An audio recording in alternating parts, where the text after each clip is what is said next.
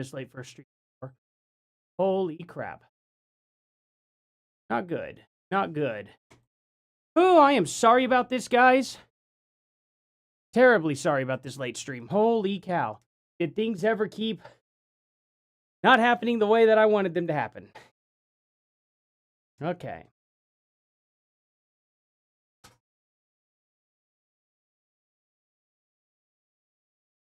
Alrighty, let's get things all set up here. Hey, buddy. Come on.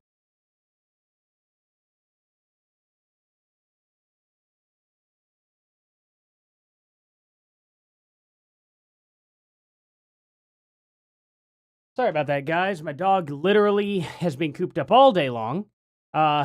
Things have been busy. They never seem to slow down. I managed to actually get on stream because my wife came home early today. So, awesome day. Watched a bunch of kids all day. It has been nothing but run. Holy cow. It has been a day. Alrighty, looks like we're going to be getting into some Candace Owens here. She's got a late stream too. The only difference is she does it on this day. But hey, we get to go over all of her stuff every single time. Let's see, September 10th, the other shooting that media forgot. What is this going to be about? Evergreen? Oh, okay. Evergreen. I think I remember this. The trans issue. There was more than, not just Evergreen. There was also the church. Hello, Tina. Hello, Gritchnitch. Hello, Jay. Oh, hey, look at that. We caught it. She's starting the stream now, too. It's like fate. Kind of, anyway. Got these speakers on. How loud is this going to be? Oh, okay. Going pretty good, Jay. How you doing? Yeah, she does need to. Also, wife just cooked me up some spaghetti and meat. So, delicious stuff. We're going simple today. Then, I got this.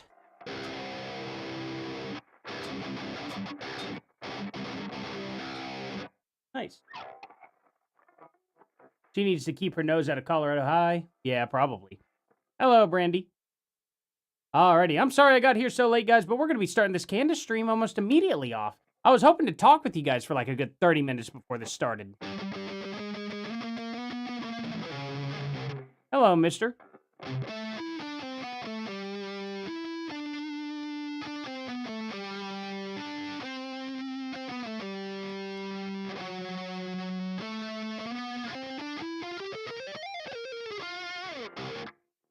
A little bit of Backstreet Boys for you.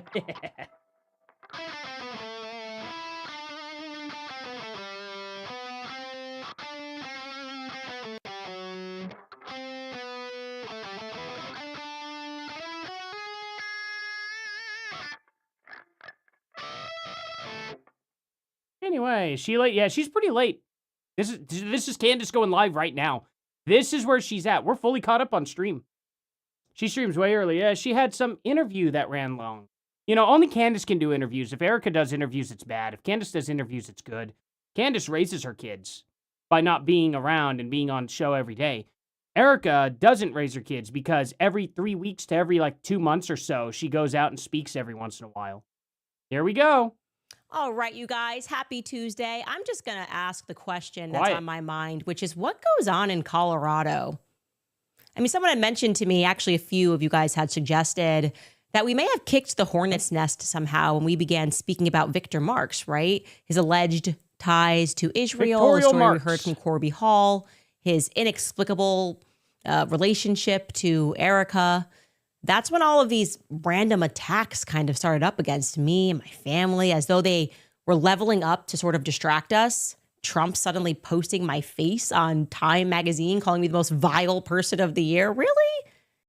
Yeah, that didn't happen literally at the time you're talking about. But why are you trying to gaslight your audience into believing that people started attacking you around September 10th? Nobody did that, Candace. Nobody was attacking you like that whatsoever. You're so full of crap. Why are you trying to change history all of the time? Everybody remembers. Even your own fans are going to remember. Jeffrey Go ahead Epstein and do didn't this. deserve that honor. They then send out the wacky Larry Loomer. Yeah, let's not lose focus, actually. Colorado, where Victor Poor Mandis is mad. Marks is currently running for governor. It is a beautiful state, actually ranked, I believe, the healthiest state in the union. The state is also rich. Yeah, it used to be actually the healthiest state. They've never changed those numbers, but they're certainly not the healthiest state now. Oh, Mex Chica. Hey, I know it's for the 5. I know it's hard with the kids' schedule, but I am loving all the videos lately. Love your channel. Thank you so much. That's very nice of you.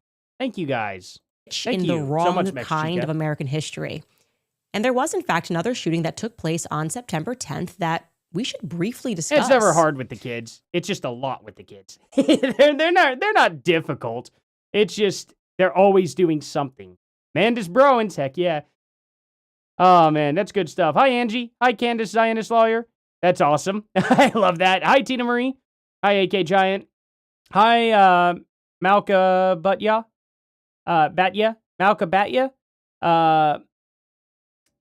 Yeah, hey guys. Thank y'all so much for being here today.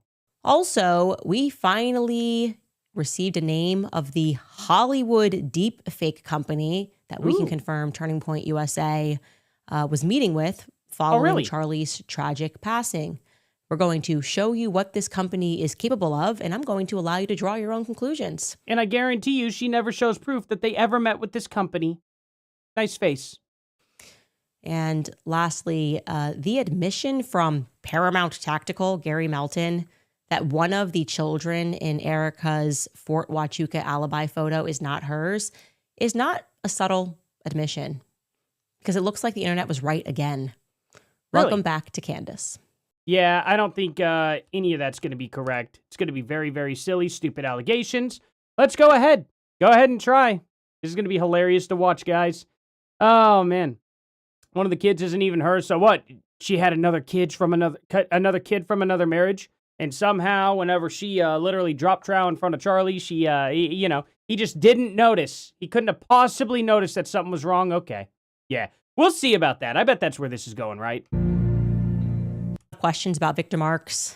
You know, I went off to Italy to do my confirmation, got distracted. I had mentioned to you that despite him doing all those public posts about me, he didn't respond to my Instagram message. And then he did. I just checked actually saying he did while I was in Italy.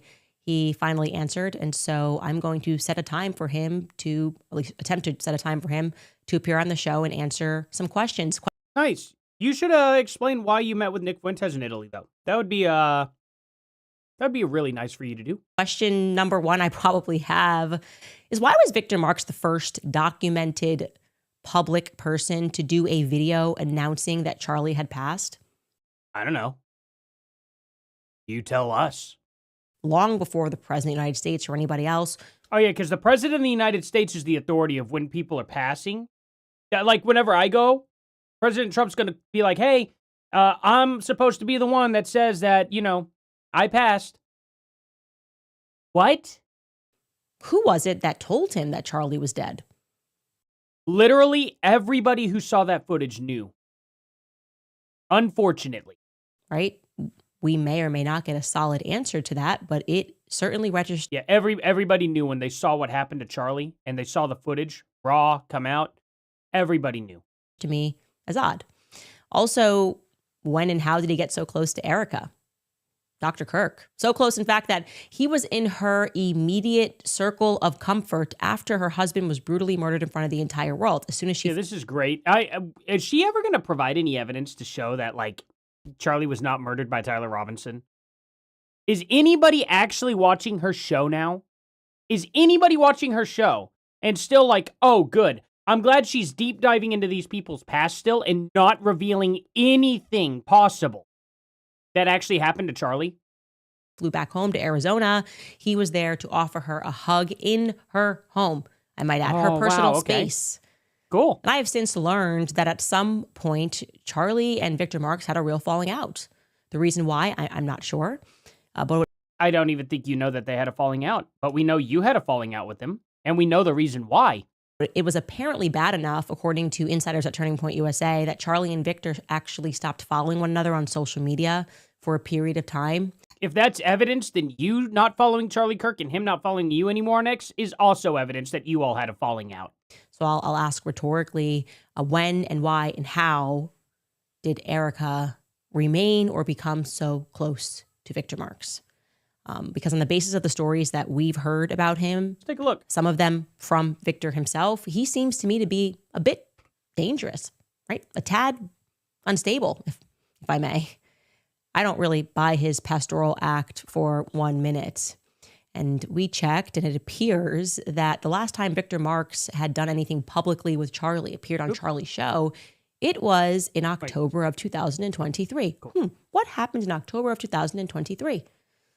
Well, Victor Marx appeared on the Charlie Kirk show to provide Charlie with frontline reporting from, you guessed it, Israel, right after October 7th. Yes, naturally, of course, Israel. Victor Marx went straight there, despite its heightened security state, due to his contacts in the IDF. He was able to get there. Don't believe me? Take a listen to Victor. Okay. Victor, you are live in Israel. Give us a frontline report. I can tell you right now, it's worse than anyone can imagine. Wow, I thought he had a falling out with him, Candace. You're not doing a very good job on this. Let's see how, I guess I don't need that, because I have this one. Yes, Candace Owens and Charlie Kirk did unfollow each other on X, though not at the exact same time. Here's the timeline based on reports, public discussion. Charlie Kirk unfollowed Candace Owens first. Wow. This happened late 2023, early 2024. Oh, wow, that's crazy. Well, I guess if Mark's here and Charlie Kirk had a falling out and they unfollowed each other on X and Candace is going to use that as evidence, guess we don't have no choice but to do the same exact thing for Candace Owens. It's crazy how much of a hypocrite she is. It's absolutely amazing. Actually, I'll put these. I may need grok here later. I'll put it right here with the video. Today, I was at the festival field, and they're not allowing anybody in. But the relationships that we have with Special Forces commanders here with the IDF are extensive, and they are taking us to places so that we can tell the world, and America especially, what has happened. And I haven't exactly hunted down this rumor, but I did receive a few tips into our inbox that... Oh, yeah, that's all you ever get. That is the reason that people who attended church were given as to why some of these pastors knew Charlie was dead before somebody else because of their contacts in the IDF. Again, I need to chase down those leads. But you're not gonna, are you? And you're never gonna provide proof. But you will eventually tell your audience that you have confirmed it. And that's how it goes every time. I have officially confirmed this. It started off as a rumor, but don't you worry. Just trust me. I have absolutely confirmed it. Candace Owens, I'm not going to show you how I confirmed it. Or if I really have confirmed it at all. Just trust me, bro. But yeah, they have a pretty good intel, certainly. They would imagine Israeli intelligence may have known first, somehow. She also questioned how he got there with the security matter. And the fact of the matter is that he was working with TPUSA at the time, so technically speaking, he would be a journalist. That's probably why they allowed him to be in. Just letting you know, Candace, you should know how this works, but because you don't ever leave your basement, you don't actually know how real journalism works. So there is that. Wonder why they were interested. Who knows? Anyway, is it fair, at least after listening to that, to suggest that Corby Hall might have been telling the truth about Victor Marx potentially doing some work trying to secure weaponry on behalf of Israel, on behalf of the IDF, allegedly, maybe? I think it's a fair assumption. And I know you're going to say you confirm it here in your next episode, but you're going to pretend like, oh, it's just, right now it's a rumor, but tomorrow I will get magic emails that, I won't prove exist or not, but, I promise, trust me, bro, it is going to be confirmed because I said so. Anyway, now we know Victor is running for governor of Colorado, inspired by, according to him, Charlie's untimely death. Something overtook him. He had to do something, and that something was to run for the governor of Colorado. Okay, and Colorado is interesting for a lot of reasons. On background, for those of you that do not live here, crazy left wing. We Americans recognize it as, sadly, the birthplace of school shootings. No one could forget Columbine. I was very young, and it still feels so raw, so shocking. I remember crowding around. Yeah, it's funny how almost every single school incident just somehow involves a leftist, huh? Just weird how it always happens in left-wing areas. The big, bulky You're not gonna screen question TV, waiting for information to come through the mainstream media. Beyond that, not too far away, obviously in Aurora, Colorado, there was one of the more infamous shootings. Mass shootings. And Aurora, Colorado has the most amount of illegal immigrants probably out of almost any city in the United States, too. Ask me how I know that. my best friend used to live there, actually, in one of the worst possible areas. It's crazy. Batman-themed shooting. When The Dark Knight came out, it took place in a theater.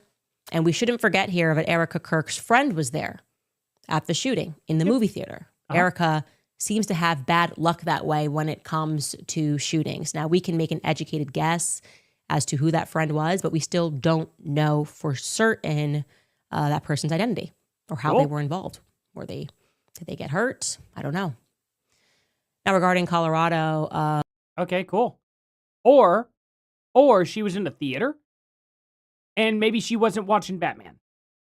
And maybe when the Batman thing, when that incident happened, she managed to get out because she was in a different theater, or whoever, I guess, who her friend was, managed to get out completely unscathed.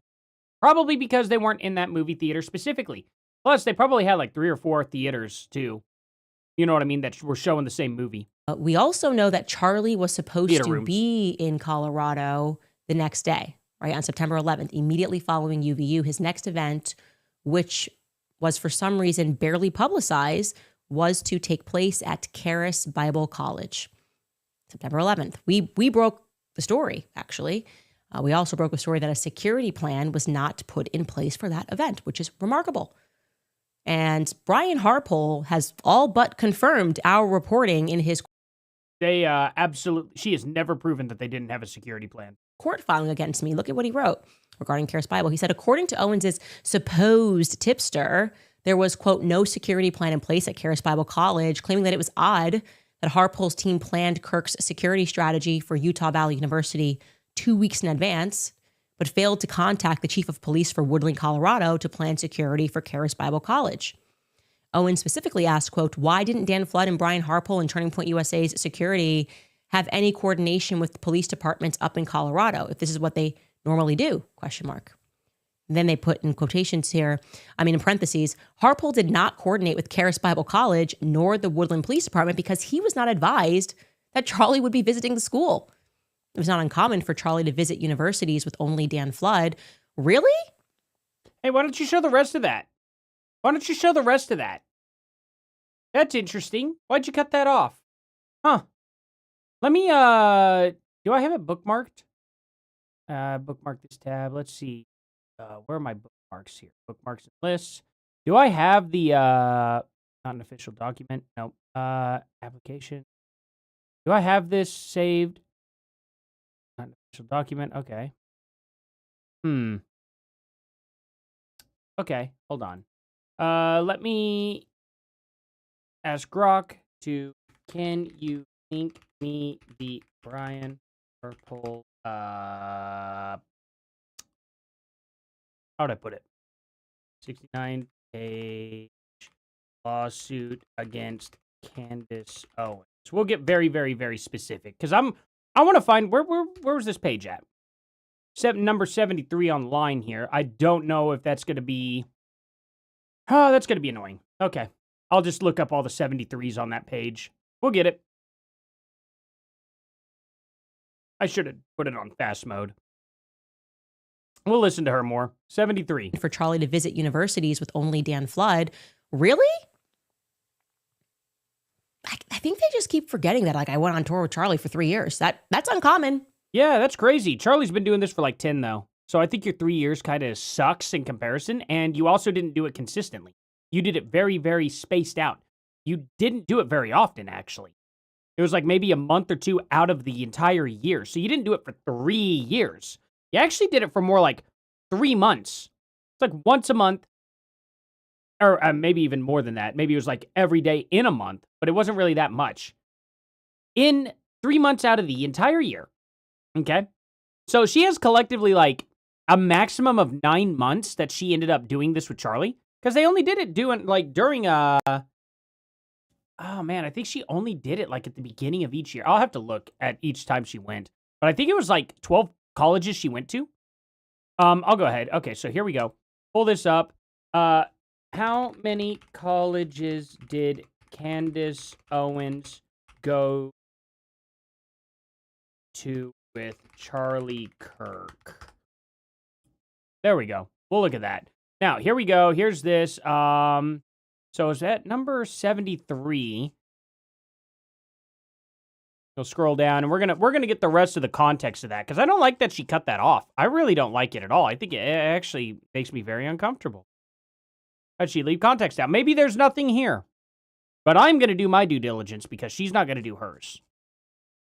72, 73. According to Owens, tipster, there was no security plan. Okay. The chief of police, Woodland, Colorado. Okay, here we go. Owens then stated, that's what I mean when you lie a lot and you're planning things you're not supposed to be planning. You don't think through every detail. Yeah, as in the day, if you expected Charlie to make it to September 11th, you would have been communicating about what he was doing up at the Charis Bible College. Owens' followers understood the implication of her statement. The video's comment section is filled with comments like the ones below, agreeing with Owens' insinuation that Harpole knew Charlie was going to die September 10th, and that is why he did not make security arrangements by that date. Let's see. While thousands of Owens followers support her efforts to promote substantiated claims, others encourage her exercise to caution. She ignored their pleas. Okay. Other social media users have joined in and amplified misinformation that has been spread by Owens. Since Charlie Kirk's assassination, Owens has intentionally proliferated a campaign intended to impugn the reputation of Harpole, without even a modicum of substantiated evidence that she has publicly accused Harpole of integrity solutions of foreknowledge, participation, and cover-up in assassination of Charlie Kirk as well, as professional unfitness and criminal negligence. Despite Owens admitting she had viewed Harpole's flight records, she continued to accuse him of attending a meeting at Fort Huachuca. Okay, so here we go. Yeah, so they kind of did get off that subject, so I guess it wasn't really too relevant for her to bring up the other part, but I wanted to make sure, because I don't like it whenever she just cuts something off, especially when there's a parentheses at the end of it. I don't know if that's the end of the sentence or not. She should have showed just a little bit more to show that, you know. And Wombat Mommy for the 10. I was at a neighbor's house of a person that was being murdered while it was happening, and I was at the same neighbor's house 1 hour before they were found. What does that mean? Absolutely nothing. That's crazy. Ooh, I'm glad you were not a victim in that situation, you know what I mean? Oh, here we go. So, let's see. They had been doing similar joint campus clash banner for about 2 years. So she went to 1, 2, 3, 4, 5, 6, 7, 8, 9. Okay. How many times did she do this total? Okay. So there we go. At the end of the day, here's the thing. She has no idea what Charlie's security detail is. She can sit there and say, oh, well, I went there for, I went on tour with them a lot. Was Brian Harpole and the full security team there every single time? And also, this wasn't some college debate, I don't think. What was Charlie supposed to do at this college? What college was it again? I'm sure she'll say the name. I don't know if it's happened. I'm sure maybe we're going to find out in court if it's happened, but it certainly would be described as uncommon. Oh, okay. Well, you actually don't know that because it's been literally 10 years of him doing this plus, and you did it for literally, how many times? Let's see how much experience you have. Let's see. The most cited single leg of fall 2018 campus tour was 11 stops. So she went to 11 colleges in 2018. Spring of 2019. Let's see. It was about 20 to 30 joint events. Okay, so that's quite a bit. So they were at 44 events. And then, let's see. That would be 11 stop, 2018 tour. Is that it? Oh, that was it? Okay. Let's see. After Owens left TPU, say in 2019, joint appearances became occasional rather than regular. They still teamed up for select stops on later tours. So it was like documented 11 stops. Okay. Let's see.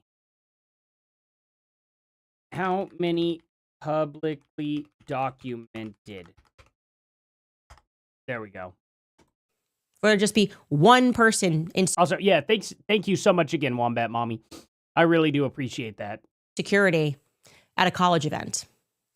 And he had no idea, you've been with Charlie for years. You had no idea that was his next stop. That still strikes me as odd. Doesn't matter if you put it in a filing. Doesn't make it suddenly, I now have clarity on the issue. He says it's fine. And I'm going to show you guys, by the way, this blurb in the local media in Colorado 7 days after Charlie died on September 17th, clarifying and confirming that he was, in fact, due to speak there the next day. Here it is. It says in the corner, the college had planned to host Kirk after Wednesday's first stop of his American Comeback Tour at the Utah Valley University, where he was shot and killed while answering a question from an audience member. Yeah. Hold on a minute. So it's the Charis Bible College. Charlie Kirk, who was okay. This is obviously after that happened. Andrew Womack, founder of Charles and Andrew. Let's see. Thank you for giving Kirk strength. What was he going to be there to do? Let's see. That night, Charlie Kirk, who was in Wednesday, Utah's, was scheduled to speak. So he was scheduled to give a speech at this place. He wasn't scheduled to debate people. He wasn't scheduled to have his normal setup. He was probably going to be inside a small room. And he was going to probably, Charis Bible College. He was just speaking to his peers. He wasn't going to be there debating like leftists. It's a Bible college, you know? Okay. So, So, literally only 40 places.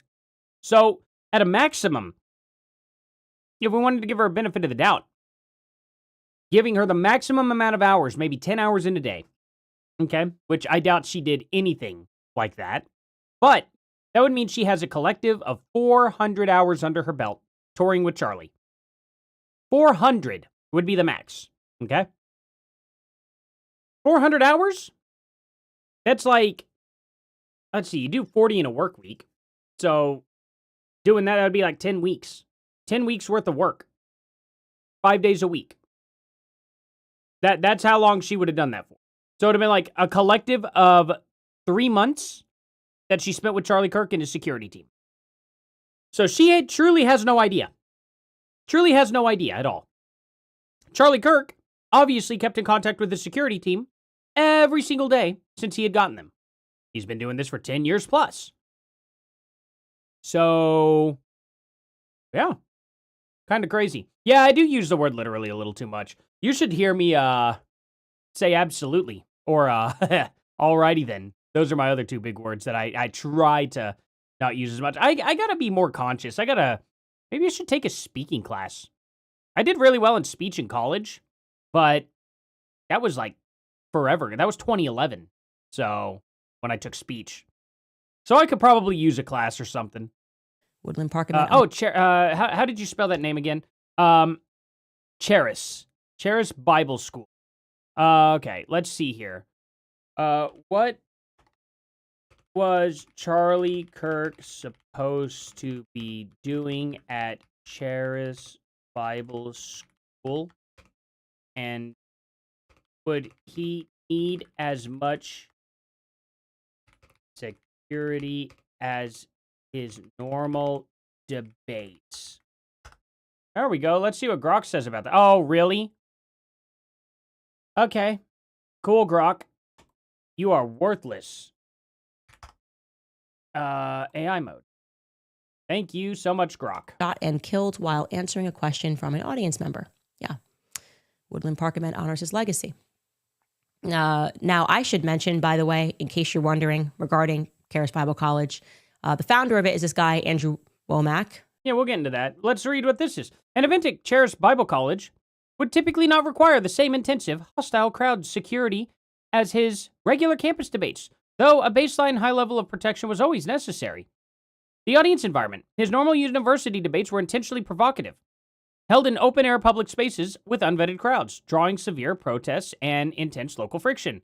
In contrast, Charis Bible College is a private, deeply conservative Christian institution, The attendees were highly sympathetic supporters, meaning that the threat of localized stage rushing or physical altercations from the crowd was minimal. Indoor versus outdoor vulnerability. Kirk's standard, prove me wrong, campus setups were outdoors, making them notoriously difficult to secure against long-range threats. Security experts noted that completely protecting his outdoor events would require million-dollar budgets, including counter-snipers. The Charis Bible College event was scheduled inside in a controlled auditorium, making entry points sightlines and access much easier to monitor and secure. Wow, Candace, why you conveniently left that out for your audience. I wonder why. That's a weird thing to do, isn't it? Don't you think your audience should probably know that he wasn't going to this college here? As you're kind of putting it out to be, like it was some sort of tour event. It was a small little stop along the tour. He wasn't worried about security. He was going into a place where people loved him versus going into a place like UVU where people hated him. See the difference, Candace? It's a little bit different. And you're thinking, is he former military? Of course. Don't be silly. Grow up. There's military ties everywhere. Okay? Telling people to grow up when you're a child. Now, after Charis Bible, Charlie was due to meet up, as we learned, with Erika at Colorado State University, which is situated at Fort Collins. Erika confirmed that in her sit-down with Jesse Waters, but he never made it, obviously, to either one of those events. Something else about Colorado that's interesting is that one of the planes that Turning Point USA uses, and I want to be clear here, more specifically, the plane that Charlie himself used. Wait, let me guess. The wings are like this, right? Are they doing a little bit of an Egyptian flight? For basically all of 2023, right after Mikey McCoy becomes the chief of staff, this plane, tail number 9582MM, Charlie begins using this plane all through 2025. It was really kind of only towards the end that he switched to the other plane that he used that day. But his plane was... Do you think that his plane being different at all, like, how is she going to spin this one? Because they could have flown him there on the same freaking plane. What does it matter? Let's hear this. Initially this one that he was using to go to every event all across the country. But on the day of Charlie's assassination, we know Charlie did not take that plane to Provo, but someone did. Someone known to Turning Point USA most certainly did take that plane, N582MM. Where? And they got there to Provo eventually after the shooting. I'm actually going to tell you its flights that day in general. Again, this used to be Charlie's main plane, N582MM. It is still tied to Paradise Jets, which the other plane is tied to as well, the one that he did take that day. You can see that 25 minutes before Charlie was shot. Your history with flight logs are not very good. You're like literally 3-0 or 0-3. Every time you show a flight log, you end up getting proven wrong. So here is okay, so this is all the plane that he takes. Cool. All right. The plane departs Denver, Colorado. That's at 11:58. Where? Denver? Okay, yeah. On September 8th. Cool. And then it landed in Austin, Texas. Okay. And then from Austin, it goes to Denver? Okay. 8 a.m. Mountain Time. And then it heads to a military base in Pierre, South Dakota. Pierre, South Dakota? Are you sure that's a military base? Where exactly do you have that info? Where it says a military base here? Because I don't see it here. South Dakota is one of my Egyptian plane stops. Yeah, but you still won't show the Egyptian flight logs, will you? It lands at 12:56 p.m. Mountain Time. So it departs 25 minutes before Charlie gets shot from Denver, Colorado, and then it lands into Pierre, South Dakota about 23 minutes after Charlie was shot. Okay. Can you show us exactly the timeline here, though? Like, it's going from Denver to Pierre, so I'm guessing it's probably in the same time zone. So maybe they would just line up, but I don't know that you literally do not have it set on a separate time zone. So, and without that, how am I supposed to compare this list? What time zone we in with these times right here on this table? I don't know if you would have adjusted time zones or not. Then whoever it is that's aboard this plane, who's a person known to Turning Point USA, stayed in South Dakota for about 50 Who's the person? How do you know? How do you know they were known to TPUSA if you don't know the person? minutes before heading onward to Chicago, Illinois for what looks like a pickup. And then they went straight. A pickup? Are you sure? Maybe they got off. Maybe someone else got on. To Provo, Utah, landing at 6:57 p.m. And then that plane stays overnight. I want to again stress this plane is known to Turning Point USA. Somebody aboard that plane knows Charlie. You don't know that, though. Just because the plane is known by TPUSA doesn't mean that they know who's flying on that plane. That plane might not have been available that day. And that's probably why Charlie was on a different plane. Somebody else was flying around on it. These planes are not owned by TPUSA. After it stayed overnight in Provo on September 10th, it then went back to Pierre, South Dakota. Again, nothing there, really. We're in the Dakotas. Good Lord, did you actually make a Paradise Island? Is it Paradise Island joke? Yeah, it's wild. The plane. Well, the V's. That's funny. Yeah, I know what show you're talking about. It's old. Other than the military base. Anyway, Colorado, as I've just seen, it just routinely comes up in the story. I'm just interested in what goes on in Colorado. And it would definitively be interesting to know who affiliated with Turning Point USA was aboard that plane from Denver. That took. If there was anybody from TPUSA on that flight. See, you don't know, but you're saying somebody's on there associated with TPUSA. You don't know who it is. You don't know why the planes were different. You know nothing about that situation whatsoever. And yet, you're making these accusations. Fantasy Island, that's what it is. That's right. Not Paradise Island. Yeah. Oh, it's been a long time since I've seen that. Off 25 minutes before Charlie got shot, headed for a military base. Switching gears here. The island of same Little topic, People. really. You may have remembered that on September 10th, at almost the exact same time, down to the minute that Charlie was shot, there was another shooting in Colorado at a high school, Evergreen High School. And it sort of disappeared from the national media cycle. Of course, local media stayed on. Yeah, they don't really like covering when leftists attack, right-wing people at all. Or schools. They don't really like it. Or churches. That's typical. None of them stay in. Even Audrey Hale, the one with the Tranifesto in your backyard, which you probably don't even remember. It happened in Tennessee. Didn't get very much coverage.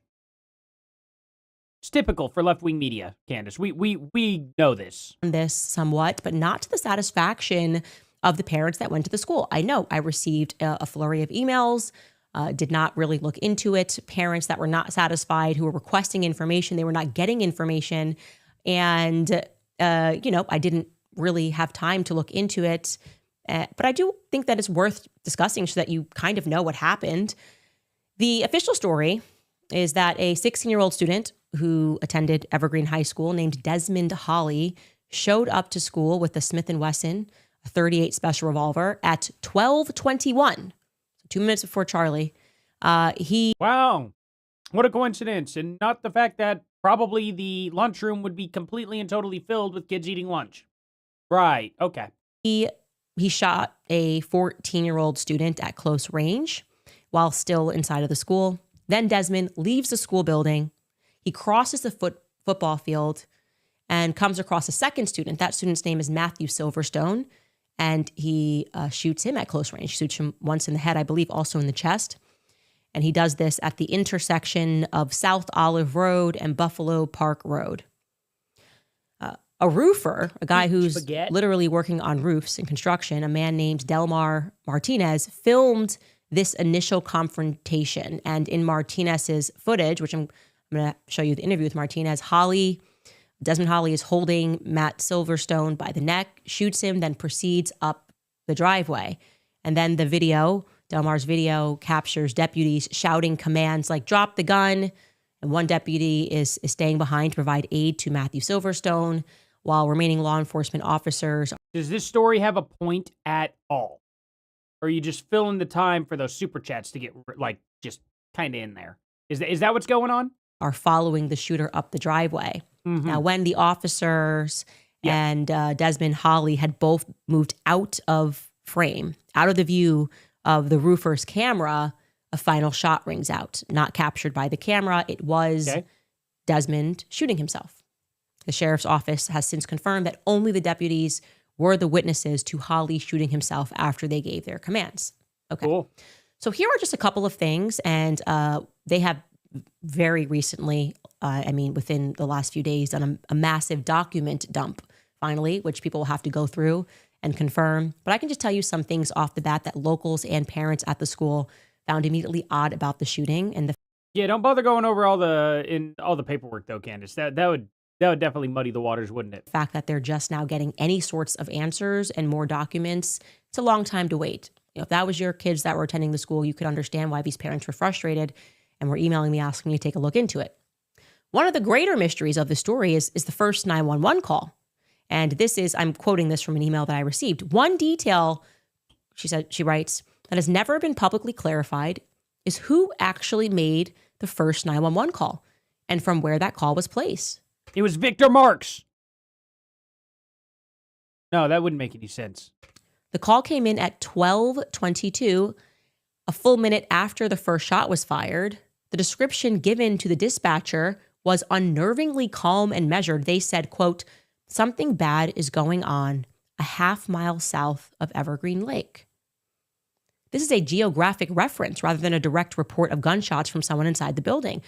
The caller's identity, the type of device used, and the precise location the call originated from have never been publicly disclosed. That registers to me as wacky. I'm going to agree with this person that's just, what do you mean? Like, that's a very strange call. Why are you not disclosing who that came in? Because maybe they literally called, got off the phone before they could do a trace. Did you think about that one? There's a good possibility he said something, hung up. Which means it was probably actually the guy doing it himself. And you know what probably ended up happening? Is it was probably because he wanted cops to show up so he could end by cop. But then figured, you know what, I'll just do it myself. Who knows? But if I had to guess, it was probably the actual perpetrator. From. Very easy. Number two, another weird thing, the general response in general. The response in general. This woman writes, quote, "During the response to the Evergreen shooting, officers from mutual aid jurisdictions, people just coming in from other jurisdictions, who arrived on scene, went door to door, knocking and verbally identifying themselves as police and SWAT, and asking teachers and students to open up. That is the opposite of what the established lockdown protocol requires." This is Colorado. They probably do things a little differently. But you're saying that this is the opposite? Show us the policy. Show us what they're supposed to do. You show it to us, Candace. Let's see. Correct procedure, the one that has been the standard since Columbine, is that students and teachers stay behind locked doors no matter what. You do not open for anyone. And law enforcement uses school-provided keys to enter. You do not open the door, period. Not for anybody knocking, not even for someone saying that they're a cop. The Jefferson County Sheriff's Office actually acknowledged this in their October 10th update and said that Jefferson County's deputies followed the protocol correctly, and it was the outside or mutual aid officers from neighboring agencies who started going door to door asking people to open up. Okay. Well, now you have your explanation. What's your problem? And the sheriff's office specifically credited the teachers and the students for doing the right thing by ignoring those requests and staying locked. The sheriff's public explanation essentially placing the blame on interagency coordination without naming which agencies specifically sent the door. Yeah, they probably didn't want to trash the agencies. They probably were like, hey, this is what we do. We advise that you guys do this too. You know what I mean? Therefore, the principal gives the ultimate, lockdowns are over type situation. Give the authority to him. So then they all learn from this situation. Maybe they were smaller agencies from smaller towns that didn't actually, or don't ever actually find themselves in situations like this. And maybe they didn't know properly what to do in that situation, seeing how they were under fire. Oh my gosh, this situation's happening. Get everybody out there now.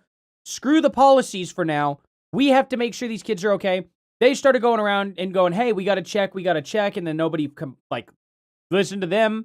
And maybe they had to have officers explain it to them. We have no idea why that would have taken place. Not even the faintest idea.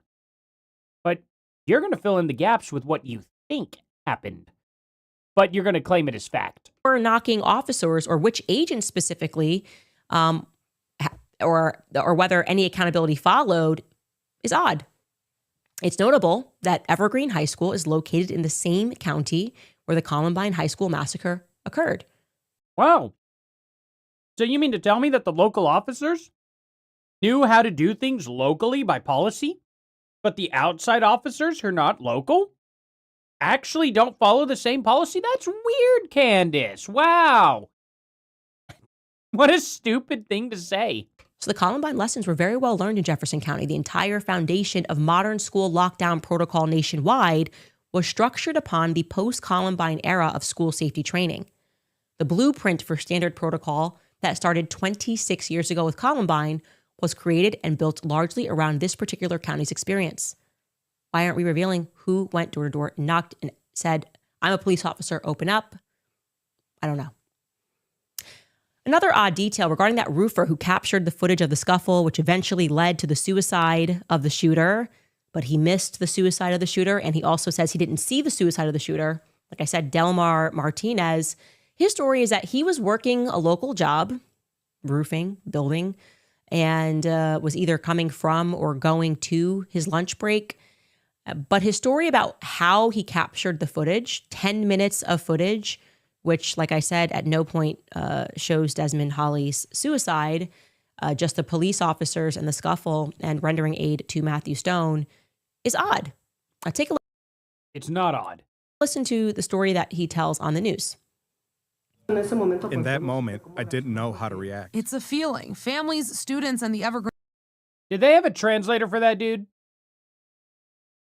Colorado. Oh my gosh. We need to go invade Colorado.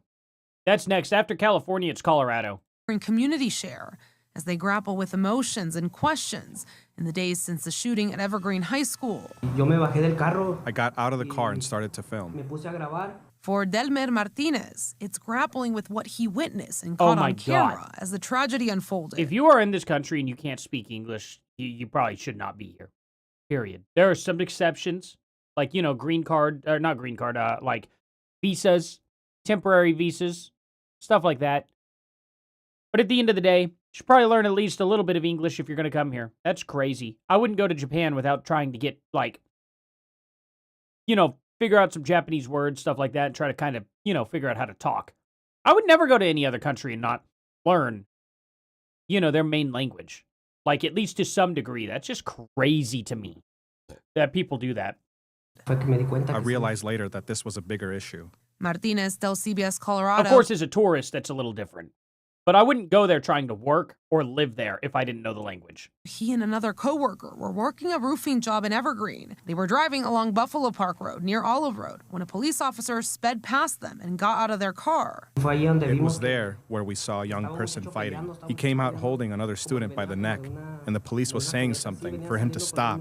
And so the student shot at the other teen and threw him. He threw him to the ground. Martinez started recording while they were stopped on the side of the road. The police didn't know how to react, whether to attend to the teen on the ground or follow the other one. Videos shared by Martinez show what happened after he says the teen suspect shot the other student. Other officers quickly arrived on scene, and one of them followed the suspect up a dirt driveway. He went off. He went off walking about 10 meters.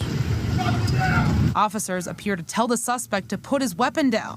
That's when Martinez says he heard a gunshot. Everything lasted about 10 minutes. We've blurred out the right side of the video where another officer was performing first aid. We wanted to leave, but there wasn't anywhere we could go. Martinez says they didn't have cell reception at that location and didn't know what was happening to the students. We didn't realize until 5:30 that we were filming something that was a lot more serious. In hindsight, he wishes he could have done more to help in that moment. I was scared. It didn't cross my mind to help. But gives credit to the police for doing everything they could in that moment to try to get to... Okay, so, okay, Candace. What's your freaking point here? You got a scared guy who can't even speak English, working on a roof, who happened to film that. He has a vehicle to his left side, so he's not going to turn the camera and show the vehicle. That would be pointless. So, again, why? The scene and de-escalate the situation. So right off the bat, maybe that all will check out. But right off the bat, when I heard this story, I'm like, wait, a police officer sped past you and pulled over and you just pulled over too? I've heard of rubbernecking, but I genuinely have never heard of a police officer speeds past. He was apparently working on a roof nearby. I don't know what he was doing. Okay, so he got out. And? This is a dude who can't even speak Spanish. You think he's going to have common sense to not? He's just going to follow all the American laws. But he can't even speak English. Yeah, I'm sure he's reading all the American laws, right? What are you even talking about, Candace? You're giving this guy so much benefit of the doubt and he can't even freaking speak English. Like, there's just no way. He had to be a Fed, but he also can't speak English at all and knows nothing about our customs. Wild, you know? Wombat Mommy for the 5. You do what my son's high school does. On the front door, some of our staff and teachers are armed and we will protect our kids. Yeah, agreed. Like, that's what needs to happen. That's the only way around a school incident, is having armed personnel in the building. It's the only way, and outside the building. That is absolutely the only way. Yeah, you can't even read road signs. Yeah, and Candace finds this to be weird. Like, literally, the government picked them up in illegal and was like, you're going to film this, and you're going to stay here. Yeah, I'm certain that's the way it went down, Candace. You pulls over and you go, I'm just going to pull over too and just start filming. Okay, interesting. But the next part is actually even more odd because you see, he mentions the fact that he's a roofer and that he was working a job in Evergreen. It's a very tight-knit community. Cool. Well, locals were very interested in it. So tight-knit that they can't even speak English. Correct, Candace. Really just on it. Began searching and they could not determine what house he and his coworkers were working on or what contractor they were working for. So I don't know if you know this, but it is required by law. You can't just go roofing and building a house. And this You know what else is required by law, Candace? Being a legal immigrant. And something tells me that the fact that he cannot speak English, I'm wondering if he ended up getting his green card. Probably the perfect English application that he had submitted. I mean, this is unbelievable. The guy cannot speak English. He's incredibly young. And Candace here, for some reason, is trying to question him as if he is an English-speaking native, whatever town they're in. Evergreen, that's what it is. So, such a tight-knit community. I guess nobody in Evergreen can speak English? So, really weird claim, Candace. The case also in Evergreen without legally filing for a permit to do work with the city and or the town. Fun fact, I don't think that's the only permit he has not applied for, Candace. Everywhere I've ever lived, that is amazing. The circumstance, and certainly they confirmed it is the law here. So they should be able to do a quick permit search in Evergreen and say, oh, they were working on Joe's house down the street and went on their lunch break. Can't find anything. Researched every house to see what in Evergreen, which house he was working. Well, hey, Candace, do me a favor and find out exactly who this guy is. Find out who his name is. Find out his legal immigration status. I'd like you to find that stuff out. Working on. This is great. Can't determine it. And journalists seem uninterested in determining that answer as well. Seems like a lead that should be chased. I certainly, if I was living in Evergreen, would want to know, no, but what house were you actually working on? Lastly. If I were living in Evergreen, I'd wonder why he didn't speak English and how he got into my country.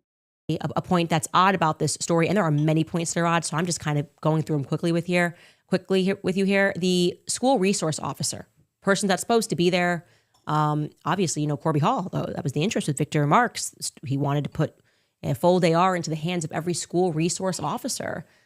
Well, Evergreen High School did have a full-time school resource officer position, but the deputy that was assigned to that role happened to be on medical leave at the time of the shooting. So a different deputy whose primary assignment was actually another high school that was 9 miles away, Conifer High School, was filling in part-time. So he was working as the school officer for both Conifer High School and Evergreen. He was the only one that was on duty the day of the shooting. And initially, the reporting came out and said that the SRO deputy left Evergreen campus around 10:30 a.m., because he was responding to a... What did she say? SRO deputy, by the way. School resource officer deputy? Okay. nearby traffic crash. And so he was off campus when the shooting started at 12:21. Now, this reporting turned out to be inaccurate. They had to make adjustments. They had to correct the sequence. And they said, no, actually what happened was the sheriff office revised this.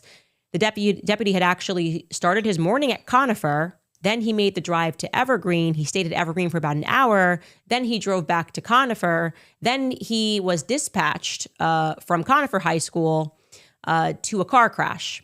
And while en route to that car crash, that's when the call came in about the Evergreen shooting.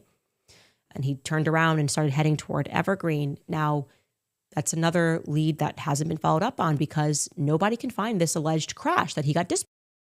Well, then find it, Candace. What are you doing? You should maybe get out of your basement and go do some real journalism.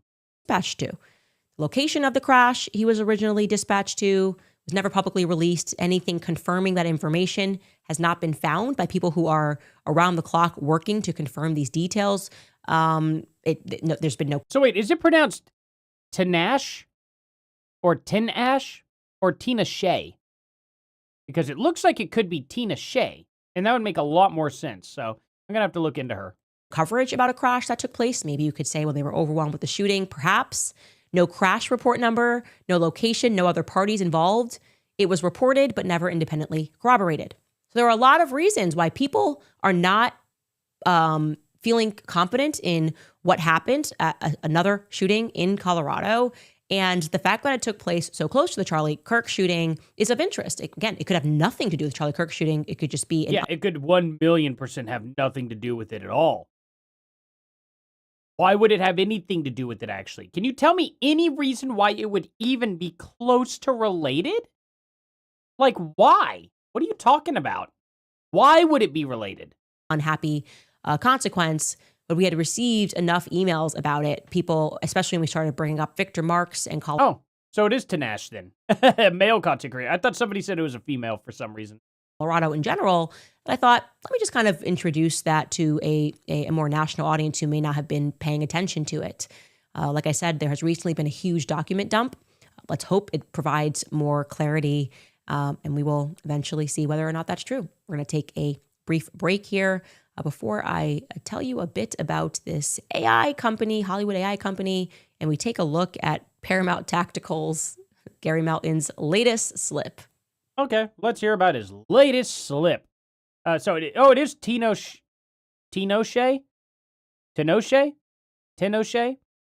That is a very, very weird name. Alrighty, well, I'll definitely look him up. All right, you guys, some moments change everything. No. Dollars provides.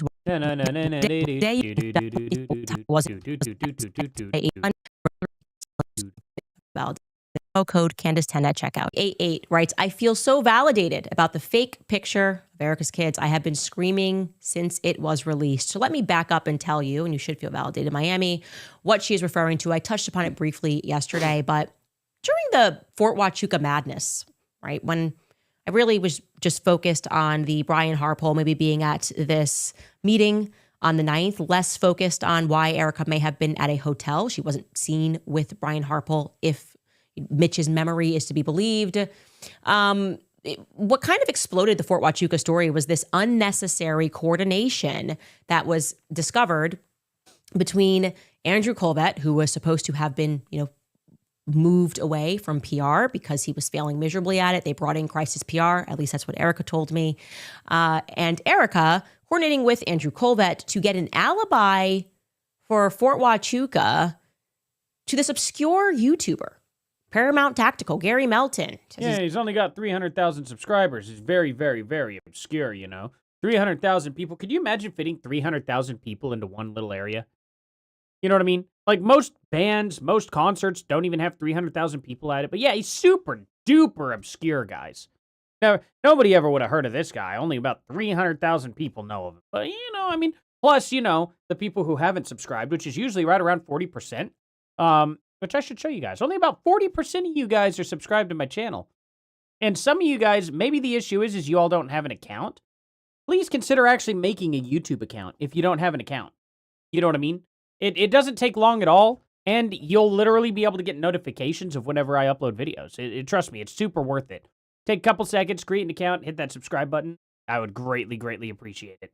But yeah, this is actually genuine, just pure stupidity from her. Former Green Beret.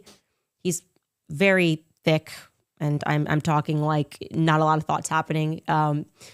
He thinks he's putting puzzles together, but I just don't think that that's his thing. And I don't see him putting puzzles together. I saw him debunking you when you said literally the guy had to Spider-Man crawl up a wall, and it turns out it's just a little staircase, and then you just literally hop over a 3-foot wall. 3 foot. You know how big 3 feet is, Candace? It's about up to your kneecap. Candace. It's about how tall 3 feet is. Not very tall. Do you think you'd have to scale like Spider-Man to get over that 3-foot wall? Kind of weird, but okay. And Gary shows the footage to back it up. Unlike you. And so it was very weird they were coordinating with this guy in general when everything was good between us at that time. They could have just emailed me and said, hey, I saw you saw this guy, Mitch. He thought Erika was here. Here's her alibi. Here's where she was actually on the 8th and the 9th. And so when this moment was discovered, and we can get ready to pull in this clip, it was quite shocking to see that they were coordinating. That we have Erika and Andrew. They're coordinating? I mean, here's a guy busting your actual BS. Who do you think TPUSA is going to work with? Who do you think they're going to work with? People who are kind and respectful towards them? Or people who literally burn contracts with them and then demand answers out of them? Wonder which one they're going to work with more. I just kind of wonder, Candace. Who do you think TPUSA is literally going to go for? Gary, who's respectful towards them, or you, who slanders them on a daily? Call that coordinating with Paramount Tactical, and they wanted to keep that on the DL, of course, because Gary's brain is not firing very quick. They didn't want to keep it on the down low because he told everybody who he was talking to. What? What are you talking to? What are you talking about? Quickly, he accidentally read the alibi live on air, and it was one of these moments. Take a listen to Gary on his thought-provoking show. I asked him, hey, do you have proof of this? He says, but it's worth saying Erika wasn't in some fort in Tucson. The internet's gone insane. She woke up next to Charlie on the 9th, went to the office with Charlie all day, woke him up from a nap before a fox hit, went to dinner with Charlie. Literally, people are lunatics. And then the next one, I will show you guys that one. Right here we have this one. And then I'll show you an up-close picture with the metadata that we have on the screen itself. Proof, she was with her kids at 8:33 a.m. Pacific time, which again, in September, Arizona's on Pacific time.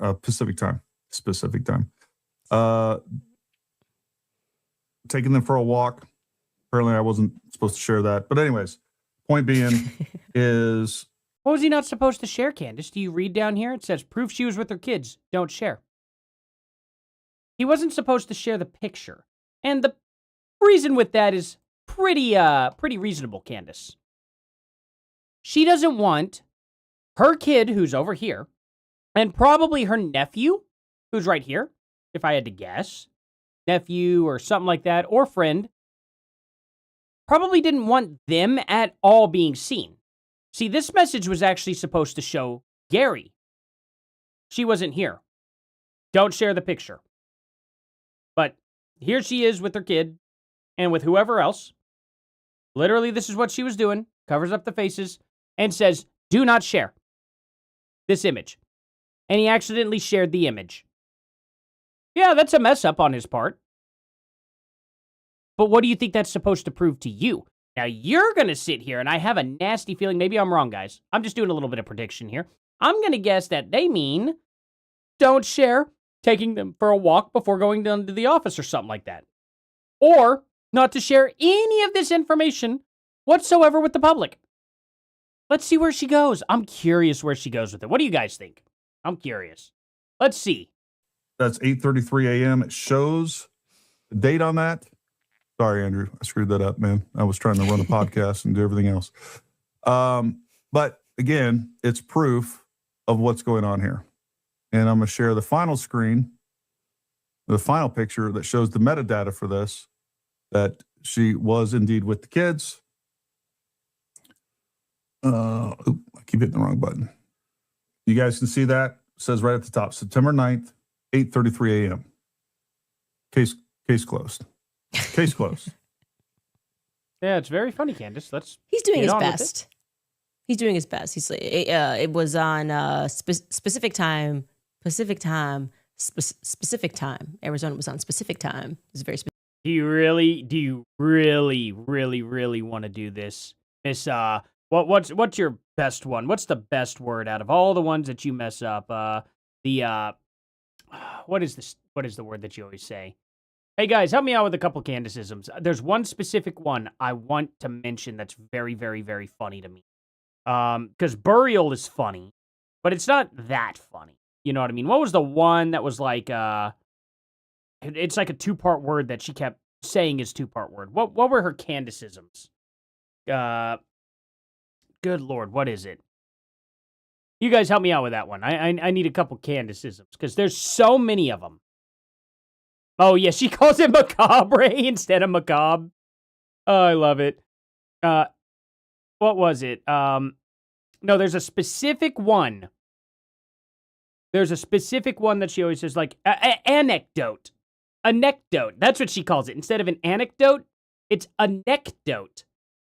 Like, are you kidding me? Candace, that's the face of someone who knows damn well she can't pronounce words. And then is making fun of him for saying Pacific, apparently? Yeah, okay. Which I don't think he did. But yeah, anecdote is the one that really gets me going. Anecdote. Okay, Candace. Architecture. How did she pronounce architecture? Architecture? Did she say architecture? Debacle. Oh, yeah, the debacle one was funny, too. Green beret. Yeah, instead of beret. Oh, man, instead of architecture, you know. Kerfluffle. Yeah, it's a kerfuffle. Kerfluffle. That's good. Macabre. Oh, she called it a macabre? That's how she pronounced it. So she didn't just say macabre, a macabre. Oh my gosh. How do you not just read it out as macabre? It's macabre, but macabre? That's amazing. Oh, it's so good. Yeah, I need to, there's a specific Candace Owens page. It's called Candace Pronounces Words. And here's the funny thing about it. This is how bad it is for her, okay? If you type it in, it's one of the first ones that comes up. Candace Owens trying to read. Here you go. Like, Bride of Erika. They were ever intentional. They wanted the public to recognize that Erika was Charlie's husband. Welcome back to Bride of Erika. Oh, Bride of Erika. I didn't know she said that. Oh, that's great. Morning, he would often, I guess, speak to Erika about how close he was. But he did tell me another interesting little tidbit, a little anecdote. A little anecdote. Oh, man. Tell you guys something before we get into comments, because I need to know that I'm not the only person who didn't know this. Okay, I didn't know this, but also Savannah didn't know this, so at least two of us didn't know this. I was on a walk with my husband, and it was thundering, I think, and I was like, oh, no big deal, we can keep walking because there's no lightning. And he was like, what do you mean by that? And I said, you know, like, it's just thunder. Lightning is the problem. And then my husband was like, you know that it can't thunder without lightning, right? That lightning... that thunder is the sound of lightning. My mind was completely blown. I promise you, in my 35 years of living, I had never heard that. And I didn't know she was actually retarded. Are you kidding me?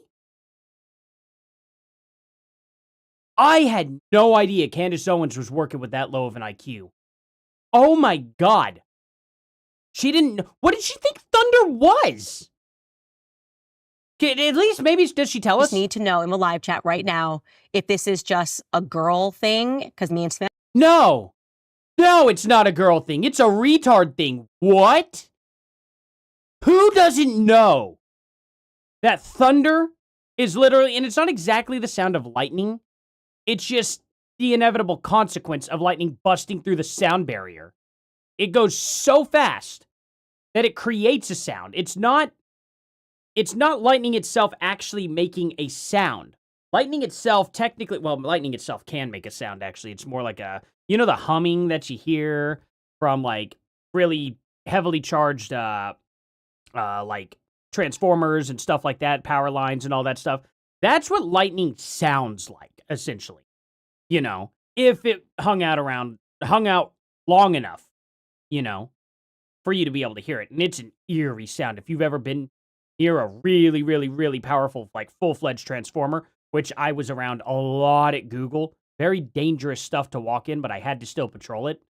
But even so, and I mean, it was crazy how much. You guys probably have never seen a power grid like this too. It's crazy. Unless you've actually worked in a factory, like a power factory, which even still Google, their step-down transformers went on for like a mile. Like indoors too. That's what's crazy about it. All their like they had very few electrical things outside. Most of it's all inside. It's crazy.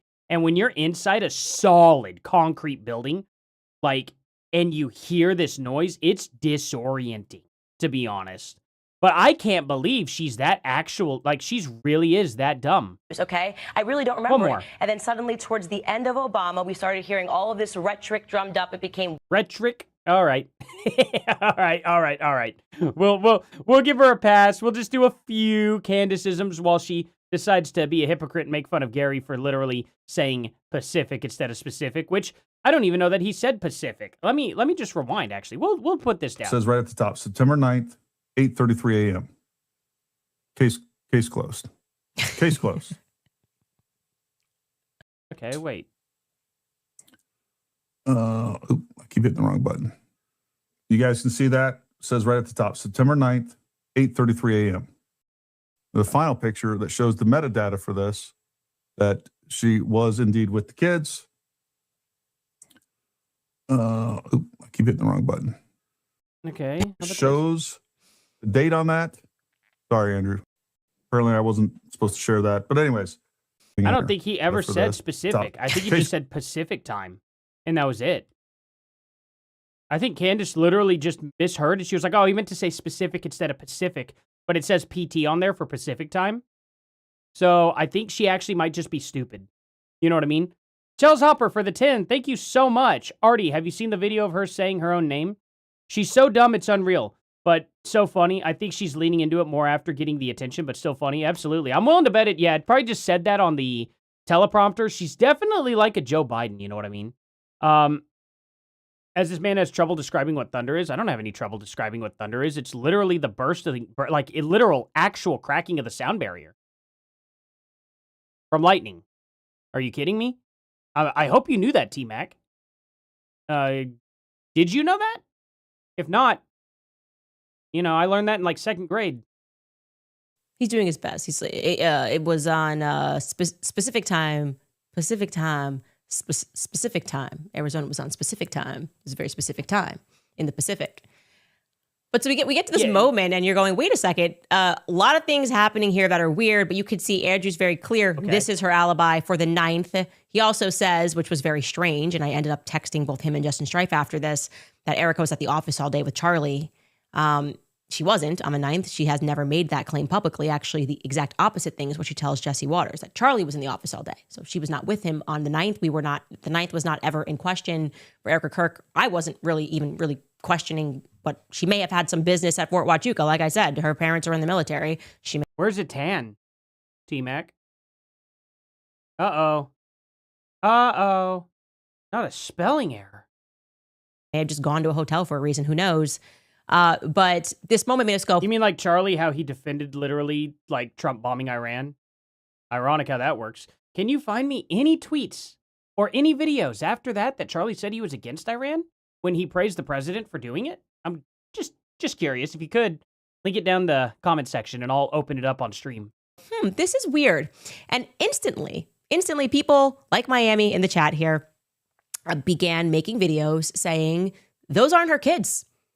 The son is supposed to be 16 months. The daughter, these are not Erika Kirk's kids. By the way, because critical thinking does not seem to be something that Gary Melton's able to do, this is no indication. Even if these were her kids and she was covering their faces, this would be no indication that one of them is her kid. The other one's not. So there's no indication. Why wouldn't that be an indication at all? Erika Kirk was with them. It's a photo of the kids by themselves. Okay, so this could be... I'm sure the kids set up the phone and took their own picture. You're right, Candace. Taken by a nanny. right? Then he could have taken them somewhere, and Candace knows all about nannies. She doesn't raise her own kids. they're sending you the photo of, yeah, can you send me a photo of the kids? You take that to, here we go. Hey, T-Mac, focus. Find me any videos after Charlie Kirk literally praised Trump for Iran, bombing Iran. Can you find me anything after that moment where he said going to war with Iran would be bad? Just asking questions, man. This is not proof of anything, but the thing that I want you to focus on is they said kids. Andrew said, here is proof she is with her kids. And they did try to pass off the idea that this was Erika's kids. And I looked at the photo. I'm an expert at toddler hands, toddler everything. I've got extra tall kid. Like this was very clearly, at the very least, not her son. But I abstained. I completely abstained from that until I received information from people who would know, who know the kids very well. Oh, okay. People who would know. You're not going to tell us who. You're not going to tell us how. You're not going to show us any proof whatsoever, right? Candace, if you could just show me proof, I'd be on your side. It's really easy. Really, really easy. How did you find out? Actually tell us how you found out. Well, and said, not only is that not her son, it's not her daughter. And I said, that's really, is you're saying this is just somebody else's kids, full stop? And I'm not, I was not willing to allege that. I also just feel a sense of ick when the Yeah, I would feel a sense of ick about lying too, Candace, but you got any proof? kids are being used as an alibi. I don't want to spotlight children, have people looking for children. Like it just, all of that was like, I'm just going to abstain from it. I know deep down, at the very least, that isn't her son. And I'm hearing from someone that it isn't her daughter either. Abstain instead of abstain. Yeah, that's good. But I'm going to abstain from it until Gary Abstain. Melton did what Gary does the best. He's the greatest PR firm. He really is. He's the greatest PR firm, not for Turning Point USA, but for the people. He doesn't mean to be. He's confirmed so many things by accident. He confirmed that Mitch was at Fort Huachuca when he brought on Mitch's son, because, they were going to crush me. Yeah, Mitch's son never confirmed he was at Fort Huachuca whatsoever. Like, he never confirmed any of Mitch's story. What he did confirm was that Mitch, at a bare minimum, went up to a guard post at Fort Huachuca. That's it. Didn't provide any evidence whatsoever that he actually made it onto the base. Didn't provide any evidence that he didn't get turned around immediately. Absolutely zero proof he was ever actually in the base at Fort Huachuca whatsoever. So, I don't know. I'd like proof. I like evidence. And if you're not going to provide evidence, I have no reason to trust you. With his past and, he's a terrible father, so don't listen. Doesn't even matter if Brian Harper was there or Erika was there, because looking at what a terrible... I'm sure his kid was paid off too, right? Guy Mitch is. And then Mitch's son confirmed that he got a phone call on that day because the police were called, and I guess he's kin, and they reached out to him and asked him questions about his dad. So No, they didn't. They never asked him questions about his dad. They asked him if he knew Mitch Snow, and he said no. And they said, okay, good day. And then hung up. That's not what happened, Candace. You know that. There's video of it. He literally said, I don't know this guy you're talking about. And then it clicked in his head once he started seeing everything. And he was like, oh, that must have been that. And all they did was ask. As a matter of fact, for all you know, Mitch Snow may have just been calling the Fort Huachuca base. And they were like, who is this clown? And then they found out his information, called his son, and were like, hey, what's this psychopath doing? Don't worry, people have to make decisions based off others like donors. Hey, T-Mac, are you paying attention to the stream at all? I'll give you one more chance, man. You made the claim that Erika Kirk should have said no to war in Iraq, or in Iran. So, quick question. Why are you not able to provide any evidence that Charlie wasn't for it? It's kind of weird, right? I just find it to be a little weird. So could you go ahead and do that for me? I'll ask one more time nicely. Gary also accidentally confirmed that Mitch was at Fort Huachuca, which is another hilarious. No, he didn't confirm that at all. He could have confirmed that Mitch Snow was actually calling Fort Huachuca. Nobody ever said that he was there on any of that end whatsoever. Never was confirmed. Hilarious moment brought to you by Paramount, not so tactical, it turns out. So anyway, Gary Melton tweeted this a couple of days ago. You posted it? Okay, you posted it here. Let's see it. Channel activity. Let's see. DEI as you go, you did not post it. There's no link. Nothing. Absolutely nothing, dude.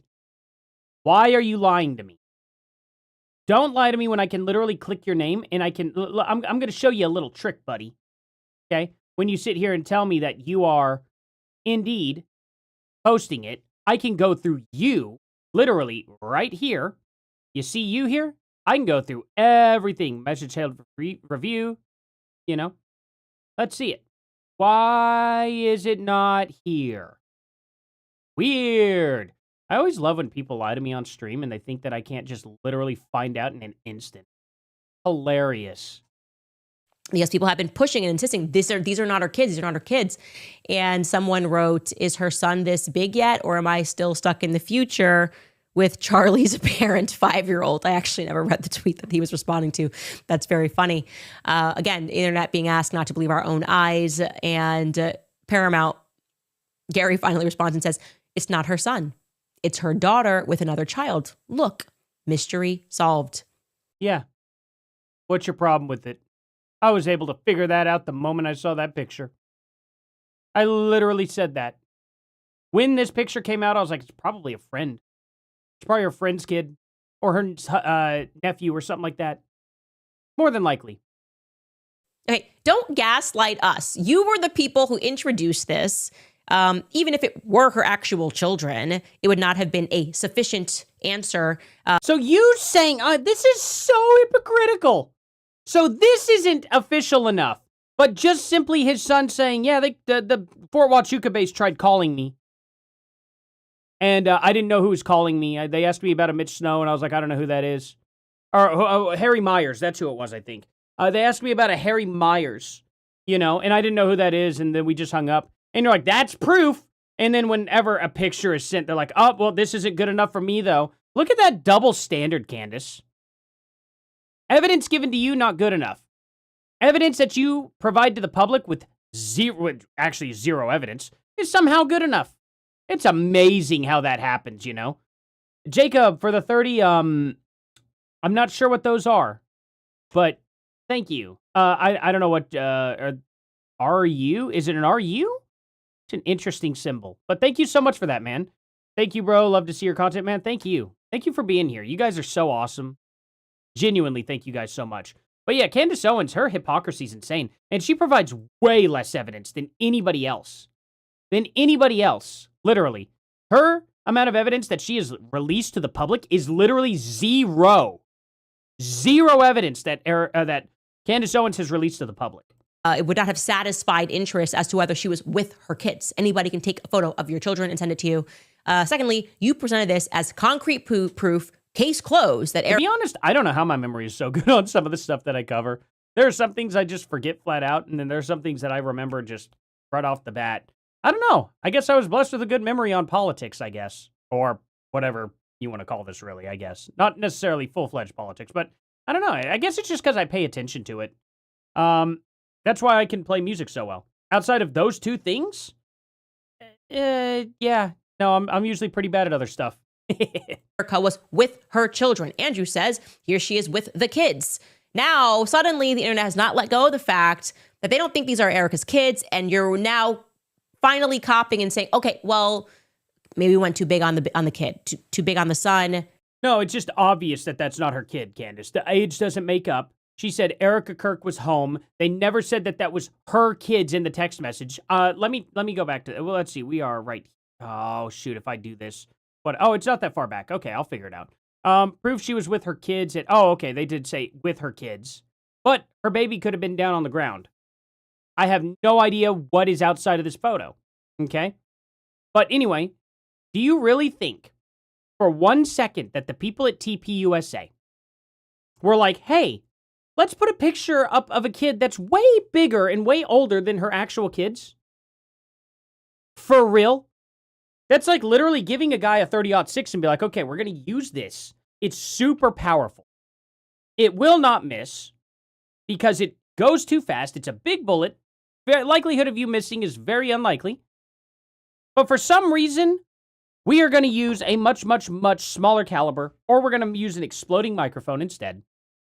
You know what I mean? And then fake the shot when they could have just taken the very, very easy, no way you could possibly miss shot from 149 yards away or 142 yards away. 150-yard shot with a scope on a 30-06. A 5-year-old could make that shot. And you're telling me that it's just not possible. No way. Not possible at all. We're gonna purposely put a weapon out there that's just known that it cannot possibly do what it did to Charlie. You know what I mean? We're just gonna purposely do that, and then we're gonna use something else.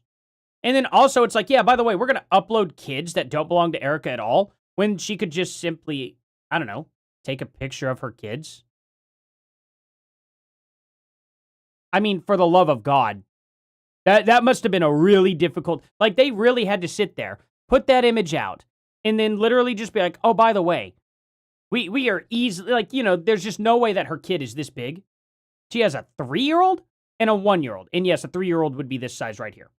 That is obviously Erika Kirk's oldest daughter. I know, because I had my daughter, my youngest, just turned 4. So I know what size the kids are. I would know because I have a 4-year-old and a 5-year-old. Literally, just a few months ago, I had a 5-year-old and a 3-year-old. Crazy, huh? A parent 5-year-old. I actually never read the tweet that he was responding to. That's very funny. Again, the internet being asked not to believe our own eyes, and Paramount, Gary Nobody said to not believe your own eyes. What are you talking about? finally responds and says, it's not her son. It's her daughter with another child. Look, Duh. mystery solved. Her son's like 1. Okay, don't gaslight us. You were the people who introduced this. Even if it were her actual children, it would not have been a sufficient. Now, suddenly, the internet has not let go of the fact that they don't think these are Erika's kids, and you're now finally copying and saying, okay, well, maybe we went too big on the kid, too big on the son. I mean, my God, this isn't crazy. I literally just, and as you all know, I didn't know she was going to bring any of this stuff up. I just had my best friend's kids leave my house like an hour ago. As if we don't get our kids together and hang out.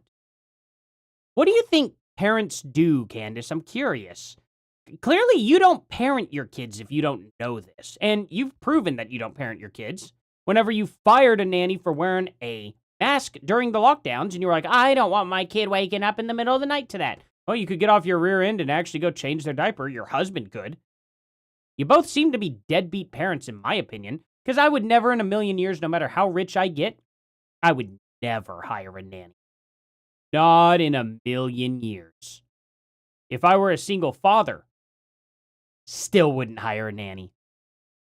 Still gonna do it myself, Candace. It's not That's her what son, dads we do. admit. So it's not proof of the kids, full stop, and it's not proof that Erika is with her kids. Again, why? Why What are you saying another one for, dude? Either give a link, prove that Charlie actually said something after he was supporting Trump, or I'm gonna ban you, dude. are we doing this? Why are they being so weird? Why are they constantly adjusting, telling lies, gaslighting, being consistent, working behind the scenes to get out something that I was happy to just go ahead and debunk? Because like I said, I was like, 40, 60. Maybe he saw her, maybe he didn't. Even if he did see her, doesn't mean Erika was doing anything weird. Like that she lives in Arizona.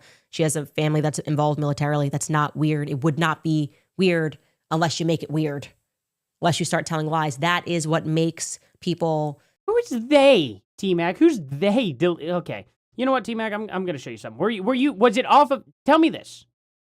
Oh, me or YouTube? Yeah, up yours, dude. I'm going to ban you if you accuse me of actually deleting your messages. For real. But tell me this. Is it on X you're pulling up, or is it on YouTube? Because I will brutally prove you wrong right now. Not trust the Turning Point USA apparatus. It's always this, a slight pivot. You told us this. Now we're going to pivot and give you a different story and then basically say to you, how dare you recognize that the first story that we told you was not accurate in its entirety. Just true to Turning Point. This is just their formula that is failing. Candace, you literally have nothing left. You literally say you don't even have proof. You don't know any of this stuff, but it's just weird. Why are you not trying to bring up any new information on what happened to Charlie? You said that you weren't going to rest until literally, and I go through this every single time. Okay, on YouTube. Okay, is it his channel?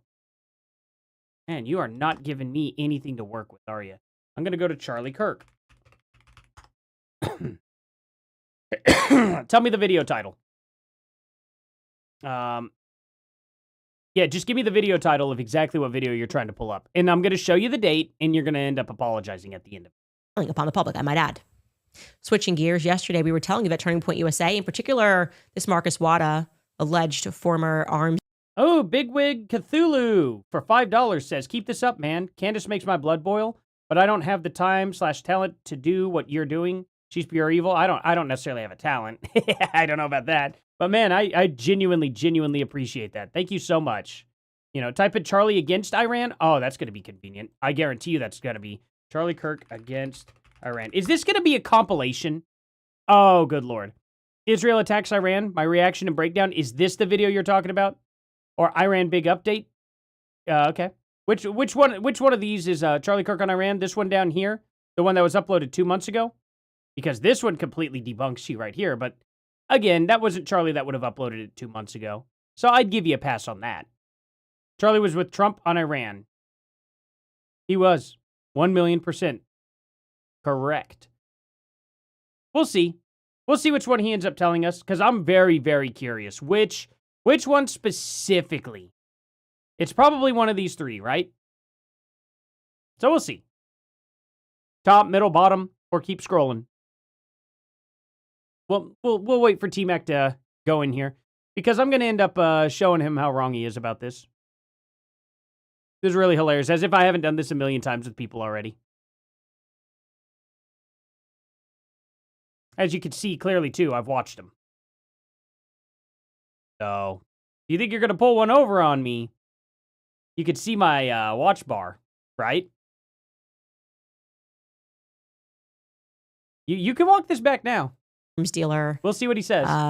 He's already actually incorporating AI voices into their presentations. We're going out to donors. They're using a voiceover to narrate presentations. Well, today we can confirm to you that for a reason that is not yet known, after Charlie's death, and maybe even before Charlie's death, but definitively after, Marcus... Bigwig Cthulhu says, you're the first content creator to read out my screen name correctly. Here's another 5. Thank you so much. That's very kind of you. I mean, hey, you know, I like me some Metallica. I'm a metalhead. Yeah, if you can't tell. And not that Cthulhu is, like, specifically to that, but, you know, you learn how to pronounce it right whenever you are confronted with that name several times. Just, you know, good stuff. Was meeting with and communicating with Hollywood AI deep fake companies. Okay, they specialize in creating deep fakes. Now, okay, cool. Maybe if this was a conservative company that specialized in... If they could do really good deep fakes, why haven't they made a deep fake video of Charlie Kirk yet? Can you explain that, Candace? Making videos, you might go, okay, you know, back when Daily Wire was saying they were going to explode into Hollywood, that might make sense. But why Turning Point USA? I'm going to give you the name of the company. It's VFX-LA. Can you show proof that TPUSA was involved with them? Okay. VFX Los Angeles. These guys were brought into Turning Point USA. Like I said, we can confirm they met with Marcus Wada. I can't confirm that they created any content for him. But I would like to show you on their website what they say they specialize in. Let's just click. I don't care what they specialize in. I care if they're working with TPUSA. We know what they specialize in. Deepfakes. I don't need a definition of deepfake. I know what it is. So can you just show me and your audience that they are indeed working with TPUSA? Around, right? Here we go. Why the beating around the bush? It tells us here they do voice cloning. Yet another example of our Candace. AI capabilities is the recreation of a specific voice cloning, using a bespoke AI model for point to this project. Wasting time. I have worked in AI in years. They were like to follow videos. Oh my God, she's still going. Take a video of somebody, maybe somebody, as an example, giving a presentation in Aspen. Be the guys to do it. Let's actually click around and take a look at their deep fakes here. Okay. Now we're going to watch some of their deep fakes. Pull back up that website. Oh my God. Okay, can you just show me they're working with TPUSA? Like, I'd be so right on your side. I would be calling it out right now and being like, wow, This is crazy. They're working together. This is possible now. I'll give you some credit, Candace. Just show us. Sky, where they explain how you're going to see this original UK woman say something in a commercial, and then they are going to, you guys having some internet issues? Oh. No worries. Say something, explain commercial, and hold on. Okay. And then they are going to. Let's see. What is she looking at here? Candace clip sheet. 500. Okay. Shop Candace. Well, she loves her shop. Order Candace Owens thing. JCSO Evergreen High School. What's that mean? JCSO. Huh. JCSO.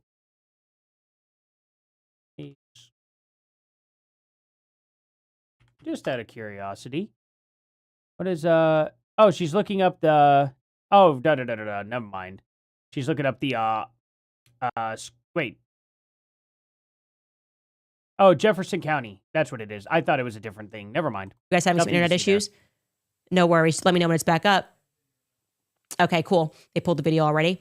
So, and then they're going to take this original UK commercial and then they're going to make her say it. Okay, well, cool. I'll believe you, but they took the video down. And? In German, make the man that's also in the commercial say it in German. They're going to make them say it in French. And how they did this for their clients, and their clients were like, still looks a little uncanny, something's off. And then they were able to further get the mouth to behave correctly and say stuff that. Is this to get, like, other videos, like, in different languages in order for you to, like, expand out to, like, I don't know, like, let's say Spanish country. Like, Charlie could upload all his videos. They could translate the videos over to a different language and have his mouth move to where it looks like he's properly talking in the correct language using his voice. Is that what they were trying to do? Because I know a lot of YouTubers who are very popular who try to do that stuff. Now, YouTube has a really, really good tool that actually does this automatically if you allow them to do it. I think I've opted out of that because I just don't want that to happen. I don't think there's any point in anyway, because I'm doing United States politics. I mean, if you can't speak English, you probably really don't care much about United States politics anyway, so I'm not going to give them control over me for that purpose at all. But I can understand maybe why they could search a company for that, but I need proof at a bare minimum that they're even doing this with this company. They actually never said, or at least didn't say in that language. Let's take a look at that video. I don't care to look at the video. It has nothing to do with TPUSA. Yeah, I believe it. It's going to look good. It's going to look real good. Finally, we will prefer mental. This is good. Yes. Question. I know how deep fakes work. I'll be the bad guy. Okay. What's Turning Point doing meeting with this company at all? Show us proof they met with them. Gosh, I don't know if it was too long ago. Maybe I'm getting old. But Turning Point USA used to be an organization. No. What Charlie was against was regime change overall. And he was also against boots on the ground. I am against boots on the ground too. Still to this day, if Trump puts boots on the ground, I'm not going to like it. Now, if Trump can get it done pretty quickly, which is what he's trying to do, all fine. Okay? Now, Charlie did not give a time frame as to when Trump should be done with Iran. He said no forever wars. And forever means literally as if they were going on forever, just like Iraq or Afghanistan, things like that. Charlie's very against. I am also very against. Okay? How do you know Erika isn't against that, by the way? How do you know Erika isn't against long-term or forever wars? I'm kind of curious. Because what we did in Iran was 1,000,000% necessary. Was 1,000,000% the right thing to do. See, Donald Trump said, I have a deal that you guys are going to sign. Okay? Very simple. You guys are going to sign this nuclear deal. They said no. He said, if you don't, I'm going to bomb you. They said no. So then he bombed them. Then they went and negotiated for another 7 months. And Iran decided, nope, we're not going to follow that deal. He bombed them again. And now it is almost completely over. So because she has yet to speak about it. So you've decided what she... Really? This is how Candace Owens fans act. They decide, well, because you're not with us, you're against us. Isn't that crazy? So because Erika Kirk hasn't come out and spoke out against it, she's just for it. That's insane to suggest. Just letting you know. That's actually a psychotic thing to suggest. People, you guys can't mind read. You can't read people's minds. Stop trying to. It's not a good look. Mind reading is one of the dumbest things that anybody could do. You don't know what's going on in someone's head just because they don't bring something up. Like, a great example. Let's see, what's something that I could cover that I don't really cover? Might have to know that, wouldn't I? Let's see. I don't know, like, a good example. I didn't cover any of the Diddy files. None of them. Didn't cover anything about Diddy. So because I haven't said anything about that, does that mean I agree with what he did? I have other things that I cover on the channel. You realize that, right? It's not a good thing. Just because somebody doesn't speak out against it does not mean that they are for it. I am not for anything that Diddy did. But here's the thing. It wasn't in my wheelhouse to cover. I was covering more political stuff. More things that the president was doing at that time. That was my focus. So, yeah. That's what's silly about things like that. So, what did he do? He had some baby oil, I think. He had a big old party with Hassan Piker, actually. That's kind of funny. That hit the ground at college campuses to spread guilt by association, conservative principles like free markets, capitalism. Name one value that she didn't uphold of Charlie's, if you could, T-Mac. Seriously. Like, that's what's crazy. Lack of actions from Erika with Charlie's values. Like, what? Genuinely, like, what? What use do they have with Hollywood? Oh, did you ever tell me what video, by the way? Voice cloning, in particular, just seems a little strange to me. And wouldn't you have less of a use for that after Charlie died? No, you didn't. Almost less of a use. Maybe you were like, we can put Charlie in a bunch of different places, and like, wouldn't you have less of a use for that after Charlie died? Like, wouldn't you maybe just like kick that can down the road if you were going to have a meeting like that? No. Tell us how you know they had a meeting with them, Candace. Show proof. Well, I'd like to know. Like, did they work with them? Did they do anything with this company? Was it just a meeting? I mean, Andrew Colbert did say they met with people that said they could do all these deep fakes of Charlie, and they declined. Did they decline them all? Did they give them an example of one they could do? And Erika says she watched the video of Charlie saying that he chose her, and the donors say that didn't happen. Show us that you talked to any donors. What donor told you that didn't happen? Is it plausible that they showed her a deep fake? Is it plausible Candace talked to her donor? I guess it's plausible. We're in the same boat here, Candace. If you're going to not provide evidence, I don't have any reason to believe you. Did you know it was deep fake? Why would the donors, again, what is the upside of wealthy donors? No. It wasn't the party that I went to. It was a party that Hassan Piker went to. Who went to Aspen to support Charlie, saying that this definitively did not happen and that that moment is AI. Also, why wouldn't Turning Point use that moment on video to announce Erika Kirk? You know, none of that makes any sense to me. And yeah. Well, it's because you don't want it to make sense to you, Candace. What doesn't make sense to me is you giving claims and not providing any evidence to back them. I will leave it at that. We'll be right back after a brief break. All right. No. $4 million conditional employers because we're custody my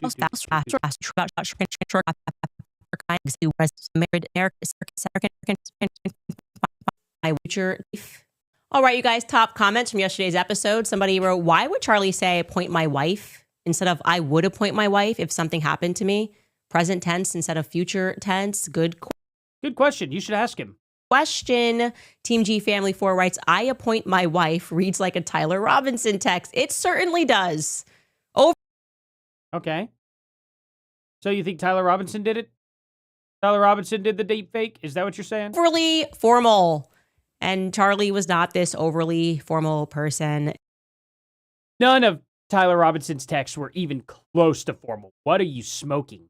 That's kind of what made None him of so them. engaging on stage, that he was able to be conversational. It does strike as remarkably formal, as if he was doing it, like it was a coronation. I appoint my wife. Yeah, these people are so unbelievably dumb that they just absolutely were like, we have to make him as formal as possible and not sound human at all. Yeah, sure. Comment from Dick Shirley yesterday. He was bothered, really bothered, that I wasn't born yesterday. Really? He was bothered. All he did was say, yeah, I got attacked by Candace Owens. She's just crazy. Also, here's the full footage of everything that I did. Yeah, he was really bothered as you went on a 10-minute rant screaming at him that you were learning Spanish in Brazil, which they speak Portuguese, Candace. You said that. You said it was in Brazil. Like, this is what's great. Like, this is the best part about Candace Owens being a complete and total retard. Okay? She's so unbelievably All right, racist. you guys. Like, so unbelievably racist that she thinks that Portuguese are also Mexicans, or that the Portuguese speak Spanish. You know what I mean? Man, what is wrong with me today? That Portuguese is Spanish. Good Lord. Let's see. Brazil. All right. Let's see here. So, oh, wait. By himself. Let's see here. Let's see. Brazil. FFA video. Okay. Let's see. Where is it? Objective stupid. And wait. In my family, you don't go to parts of Brazil. Okay, here we go. I think this was it. Couldn't do this in Detroit. Forget in a favela in Brazil. Places like that, which I have Brazilians in my family, you don't even go to parts in Brazil without having someone who is from that place and from that neighborhood. So no, it's not about... I actually know a lot of Brazilians in general because Brazil is like the metal capital of the world right now. Like literally, if you want to do metal at all, you hope to tour and go into Brazil. It's like one of the #1 places for metal. Like, what country listens to metal the most? Top 5. Finland is widely considered the country that listens to metal the most. Sweden, Norway, Iceland, Germany. Top 5 countries by volume of bands, alternative metal: USA, Germany, Brazil. I'm telling you, Brazil's massive when it comes to the metal community. Almost every single guitarist, like you, if you all know who Nick Nocturnal is, he's a fantastic guitarist. His wife is a crazy guitarist that immigrated from Brazil to, I think it's either Canada or the United States. Literal Brazilian.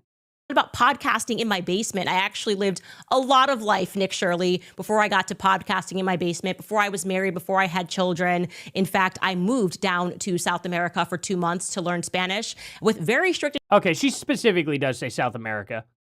Instructions. The school that I enrolled in, don't wear any jewelry, don't wear any makeup, don't look American. You don't just go down there, as I said, and why I'm pointing out the fact that you are a white boy is because you don't look like them. The whole idea when you're down there is to blend in, not to come... I want to know where at in South America she went that she's claiming. But that is very funny that she's like, I have family members in Brazil. Well, I have no reason to believe whatsoever that you would go anywhere else to learn Spanish in South America if you have family in Brazil. Pretty sure. Come with the camera, a Mormon kid from Utah with the camera. Hey, what's the most dangerous game in this favela? Can I infiltrate in 48 hours? It just didn't happen. It didn't even kind of happen. And like I said, that could only work. You'd have to sell this to billionaires, right? You could only make people who have never touched their own door handles. Like, you'd have to grow up like Paris Hilton's on the New Jersey Turnpike. You're just a 23-year-old kid who infiltrated a favela circumstances, and so have the majority of people. And so I don't understand the purpose of Nick Shirley. I didn't know there was this huge scandal, and then subsequently found out that people, think he's fed. All right, well, she doesn't directly say, but she does say South America. And they are talking about Brazil, so I'm going to go ahead. I wonder what country. Dang it, the problem is now she would definitely not say Brazil because people are going to point this out, and she's definitely going to say, I didn't say I went to Brazil. So she's definitely going to look up the countries that speak Spanish in South America after that. It's kind of a bummer. So I doubt we'll be able to catch her. I'm sorry. He wrote, "Here you go, Candace. Here is a full favela video that you cannot comprehend is real. LOL. More dangerous than any of your family reunions, I would hope. Didn't know you were built so favela-like and dangerous, but respect." Like, okay, Nick. I don't know what to tell you. It isn't journalism to people. It's just how they grow up. And thank you for all the Brazilians in the comments. Yeah, we know.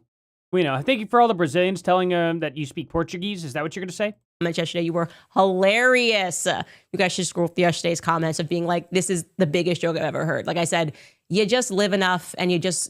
Can you show us any of those comments, Candace? I'm sure all of them are on your side. So beyond ridiculous. It's not even worth debating.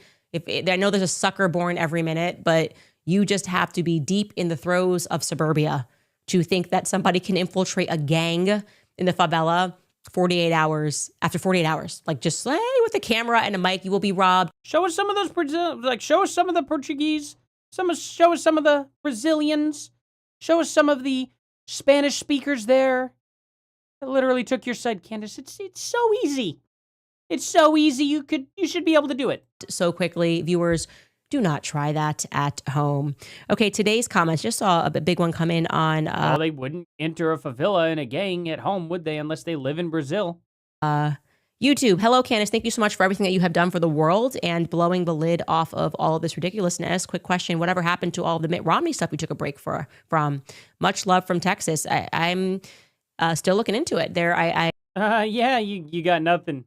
I do think that is a piece of this. Utah, I forgot Mitt Romney kind of runs things. And, this investigation is ongoing in so many different ways.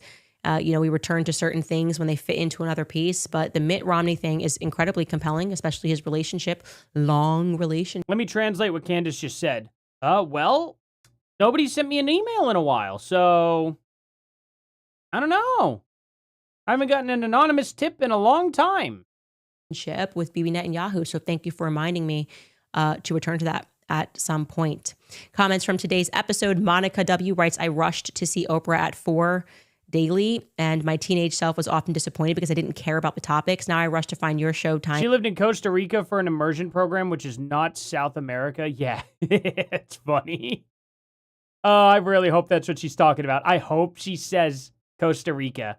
That'd be absolutely incredible. Every day, and I'm never disappointed. Either I'm officially adulting or you spill the best truth tea. Thank you so much, Monica. That's very, very sweet. To even consider myself in that realm. I guess Oprah is so different. Their daytime talk television.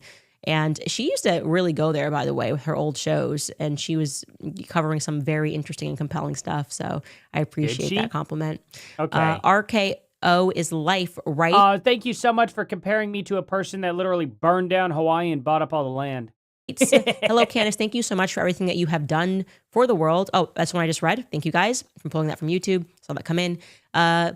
Z.A. Mitt writes, "Charlie Kirk did not die in vain." No, he did not. I totally agree with you. Brooke writes, "Your independence is your superpower." Well, yeah, you would agree with him. You feel like he's making you millions right now. It's rare to see someone fight for the truth regarding Charlie with such loyalty. Calling out these cult leaders is exactly what we need right now. Christ is king. And there are so many of them. And unfortunately, many of them occupy the space of churches and mega churches, and they are telling you that they're doing this for God, and I think people are recognizing it's not. Right. A lot of these gang members also think that they're doing the right thing too. I mean, there's not really much of a government down there, in all fairness. You know what I mean? Like, gangs get to rule, and a lot of them feel like they're part of a family, or part of them are fighting against an evil, tyrannical government or something like that. You know what I mean? Even if they're doing really, really awful things. Most people who are doing awful things in the world don't actually really realize they're doing anything that awful. They obviously don't think it's that bad. Because if they did think it was really bad what they were doing, they probably wouldn't do it. Most people, anyway. Some people really like doing a lot of bad things. But, I mean, it's kind of silly, right? It's silly whenever Candace doesn't have any perspective about how anything goes on in the world outside of the United States. Because she has no perspective outside of the United States. They are actually hacking into faith and trying to move people toward a political stance, and really a devastating political stance. This user writes, "Donor-advised funds, Waterstone lawsuit, come with instructions for the charity on what to allocate the funds to, with keeping donor names secret. So I think it's what Charlie was trying to audit. Known for foreign monies being moved in donor-advised funds." I believe, I disagree slightly. I mean, who cares? You could disagree all day long. It's an opinion, Candace. It means nothing. I believe he was looking taking a close look at Turning Point Action. Based on everything that I have looked Definitely couldn't have been Blexit and your little scheme that you pulled, huh? at, based on the people that I've spoken to within the organization, the rumor is that Turning Point Action was missing $10 million. And Turning Point Action actually built a backdoor. It has connections to Erika's mother. Yeah, Jen, exactly. You get it. Like, journalists do crazy things that are put in crazy situations, the real hardcore ones that are, you know. And, yeah, I mean, there are plenty of journalists who have to go into Turley. Here, literally local. You guys know what Turley is? It's pretty rough. Probably one of the roughest places in the United States. Not even kidding. It's pretty bad. You guys should look it up. It's also known as North Tulsa. Okay?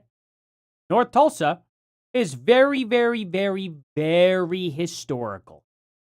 It's very, very, very, very rough. But, you know, Candace acts like, oh, Chicago and all that. And I'm like, per capita, way more murders happen in Tulsa than they do in Chicago. By a long shot. But, again, our population, much, much smaller. But it is significantly more rough. I mean, this is literally where Black Wall Street was. Black Wall Street wasn't in Chicago. Black Wall Street was not in New York. Black Wall Street was not in Compton. Nah. Black Wall Street was in Tulsa, Oklahoma. You guys have no idea. It's actually a lot more rough than what people give it credit for. That is just a fact. I'm blanking on the name of the company that she is on the board of with Tyler Boyer. Superfeed. Superfeed actually powers the Turning Point USA website. So the app, pardon me. So if you look into the app and you start to read the stuff you click past when you're downloading an app, it tells you Superfeed. I think that they probably built a lot of mechanisms. And again, I'm speculating here, but with a lot of pieces of people. Here you go, speculating again, Candace. Like, that's just so great. So great. And if it was Turning Point Action, then there would be a direct tie to Lori Franzfey. It would have created a serious kerfluffle in his relationship. Another kerfluffle. All right. With his wife, if he found out something about Lori Franzfey, who, yeah, I have a lot of question marks about her in general, but I've expressed that throughout our Erika Kirk series, Bride Yeah, of we Charlie. know you got questions. Allie, right. One thing you're missing is answers, though. That's kind of your problem. I think that would solve Candace's problems a lot. If she had some answers, man, that would change the whole thing that would change her entire credibility if she had some answers. Or Ali, writes, Erika went on Glenn Beck and said Charlie wasn't texting people that he was going to be killed the day before. When she privately admitted to you that this was false, why didn't she correct the record publicly? Isn't that weird? I don't think Candace realized she's getting called out here. Yes, you are correct. That is weird. Oh, is it weird, Candace? Only you were ever told privately behind closed doors where no one can verify that there were text messages. Only you. Erika still comes out and continues to say what she's always said, that there were no text messages. Wonder who's lying. Anyone want to take a wild guess which one's probably lying? Because here's the thing. If there were proof that there were text messages out there, Candace Owens would have released them. But she hasn't done that. But she knows for sure that Charlie texted people that? How? Because the only way you could know for sure is if you saw the text messages. And if you saw the text messages, why don't you release them? There's no way that you just slightly glanced at text messages on somebody else's phone and goes, oh, it exists. And they're like, I'm not going to show you. I'm not going to release them. Really? Are you kidding me? They would just delete those messages now. They wouldn't even exist. How do you even know they have them? How do you know they have them? I want to know. She said it with such attitude, right? She's like, I have his phone. Yeah. He never said that. And then she got clocked on it because I then the next day said, that's weird because Andrew was one of the people he texted and he told me. And then show him. Show that text message. Show it, Candace. Show that Andrew texted you that. And she was like, well, then it's because, stuff was set to delete Dan Flood. No, that's not what she said. That's not what you said. She said, you told me that she said it was through a texting app that was not a part of the iMessages. Now you're like, oh, they were set to delete? What? Why did you change your story? See, now that's why I don't like you, Candace. Because every time you say something, you end up saying it a little differently. You end up changing your story just a little bit. Why did you change your story? You told us on that, actually, I could probably pull it up.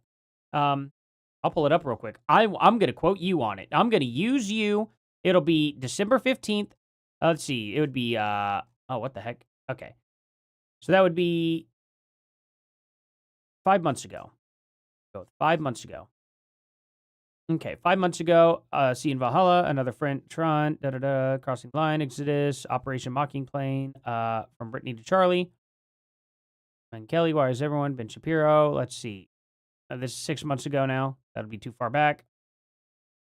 Let's see. Go down, shocking revelation. Whoa, it was Erika Kirk who called for TPUSA to invite me. Who stood benefit? Wait, did I not watch a stream? What the heck? How did I miss that one? Weird. Goes off. Erika Kirk tells me to stop. Okay, Eric and I sat down. Here we go. And that's the one I'm looking for. All right, we're going to see. App. Oh, great. Okay, app. Okay, getting this starts taking app. Okay. Okay, how about this? Text. I mean, around text, regarding text messages from Tyler Robinson, a lot of text. Okay, so you have a text message. It does read regardless whether or not of how they talk. Saying who they were manufactured by. Okay. What's this? To the extent that they're confirmed text messages, can you come whatever? Okay, what the heck is this? Authentic text, but those text messages can understand.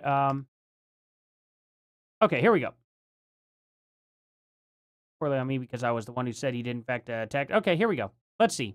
He never texted anybody the night before saying that he thought that they were going to kill him. And that obviously reflected poorly on me because I was the one who said that he did, in fact, text multiple people the night before. And then I went on Jimmy Dore on Friday, Jimmy Dore's show, and I clarified. I said, Andrew Colvett told me specifically that he was one of the people that received this text message. So I got that first person. I didn't get that from a source. I got that directly from Andrew Colvett. And then somebody who had access to Dan Flood's communications said that Dan Flood similarly received a text message. They owned that right away and explained, Erika said that she has Charlie's phone. She's looking at his iMessages. And it turns out that he, like everybody else, communicates on Signal. He communicates on Telegram. And that those when she heard me say that, they then went and looked, and yes, that what I said was true. Andrew Colvett received a message. Oh, I thought you said it was because they were set to delete. Hold on, I must have imagined that. Aren't I just a silly little boy? That's weird because Andrew was one of the people he texted, and he told me, and then she was like, well, then it's because, stuff was set to delete. Dan Flood. Okay, this is your husband. He didn't tell you that he thought he was going to die the night before, that he had any sort of anxiety about that. He's up the night before. You said he was just excited. Huh. Well, that's weird. That's a little bit different of a story, isn't it, Candace? You got a terrible memory. I guess I kind of do. Maybe I do have a good memory. I don't know. Excited. It's a weird thing to experience those two emotions at once. You're so excited about something that you've done that's actually become quite mundane. I never remember Charlie, all of our text messages the night before, hotel rooms with paper thin walls where I could hear the shower. Never did I ever hear Charlie just be so excited about doing a college campus event because we just did so many of them that he couldn't sleep. This night was different. He was so excited he couldn't sleep, but also thought he was going to be killed. You have provided no proof of that. And you've also now changed your entire story about the text messages. I mean, come on, guys. How is it that Candace Owens can't keep her own story straight? She's the one who invented it. But I guess, you don't really need a good memory if you're telling the truth. It's a lot of emotion going through one guy. I believe one of those. I believe that Charlie was fearful the night before and not excited about doing a college campus event at a college that he had already done a college campus event at. This was not new. It was not unique. And that's not to, say anything to UVU crowd, but this was his job. And he was years and years and years and years. She ain't going to address it. I thought maybe for sure she was going to say, well, then it turns out they had it through a different app or something. But she just flat out forgot. She flat out forgot her own story. So at the end of the day, now I have no reason to believe that she has further corroborated my suspicion that Charlie never sent messages, nor did he ever believe that he was going to die. I absolutely have no reason to believe you now. I think I just caught you in a big lie. That's crazy. Why in the world, Candace, did you have to change your story? Wild how that happens. I'm going to enjoy putting that in the video tomorrow. Into that job. So I don't believe that's the reason he was up. I don't. When I put the Blues Clues together, that doesn't feel right. And then she didn't mention that to her at all. That doesn't register as right to me either. And then it turns out that even when she tried to fix the lie, which they probably thought through, and Telegram, that this is where this took place on Telegram, that was inaccurate. And he actually texted Dan an iMessage. So did somebody delete the messages before it was given to Erika? I know she's not concerned, obviously. Well, you actually ended up saying that it wasn't an iMessage, and you confirmed that it was either Signal or Telegram. Now you're not doing that. Now all of a sudden it's changed. Wow, you gotta love it. None of this bothers her. None of the holes bother her. She's just, the loving, doting widow who believes every single piece that the Fed has spun and is not at all. And she doesn't even have one question about this investigation. She just forgives him, and she'd like to close this chapter and move on. And that's that. That's because the chapter never existed, Candace, and you're lying. TJ Clark writes, ex-Aurora PD officer here. September 10th was especially heavy for us due to the local shooting with Charlie Kirk right afterward. I took my kids out of school on 9/11 because of it. Happy to help with local records requests if you ever need it. Thank you very much. I will save your username. That's very helpful. I don't know how deep I will get into that September 10th story, but I do believe it. In other words, Candace is already done with it because she already knows that there's nothing else there. Deserved a more national spotlight. And I can imagine what you guys went through. That's just a lot. I'm sorry, you said Aurora PD. I'm thinking of the September 10th one. Aurora PD was the Batman shooting. And yeah, that's super interesting. Please do shoot us an email to moretips@CandaceOwens.com so I can have your information, because I do have some questions about that. Yeah, what did you think he meant by Aurora? That he meant Evergreen? Good Lord. Totally bizarre. The story of the one woman who was shot like 5 times, then taken out by police officers into a police car, and Jessica Garza, I believe her name was. Yeah, actually, as it turns out, it might have been, I don't know, someone who was very upset with their ex. Who knows? Could be bizarre. I have no idea. Something's very strange about that. Yeah, could be. Like I said, my conspiracy is that these are military targets, people that are being taken out. The fact that she had just survived another shooting. Yeah, because the military, instead of just simply taking someone out, why not take out a whole theater with them? That makes a lot of sense, too. I mean, you're right, Candace. Missed it in a food court up in Canada. There's a lot. Yeah, Telegram's about that still story. a thing. Happy Coma writes, it was almost certainly the Clear Creek Sheriff Office working. Don't worry. Barrage loves him some BBC as well. Okay, that was a good one. You know it. In collaboration, we don't have our own police department in Evergreen. That's interesting. State Patrol and Clear Creek responded. That's very interesting. And I would imagine that they would know the protocol, having been in the area of Columbine. Duh. Thank you for sharing that. Yeah, in Julia the area of Columbine? writes, You mean not in the area of Columbine? That's why they are external officers? They're not in the area. They're outside of the area. That's kind of what that means, Candace.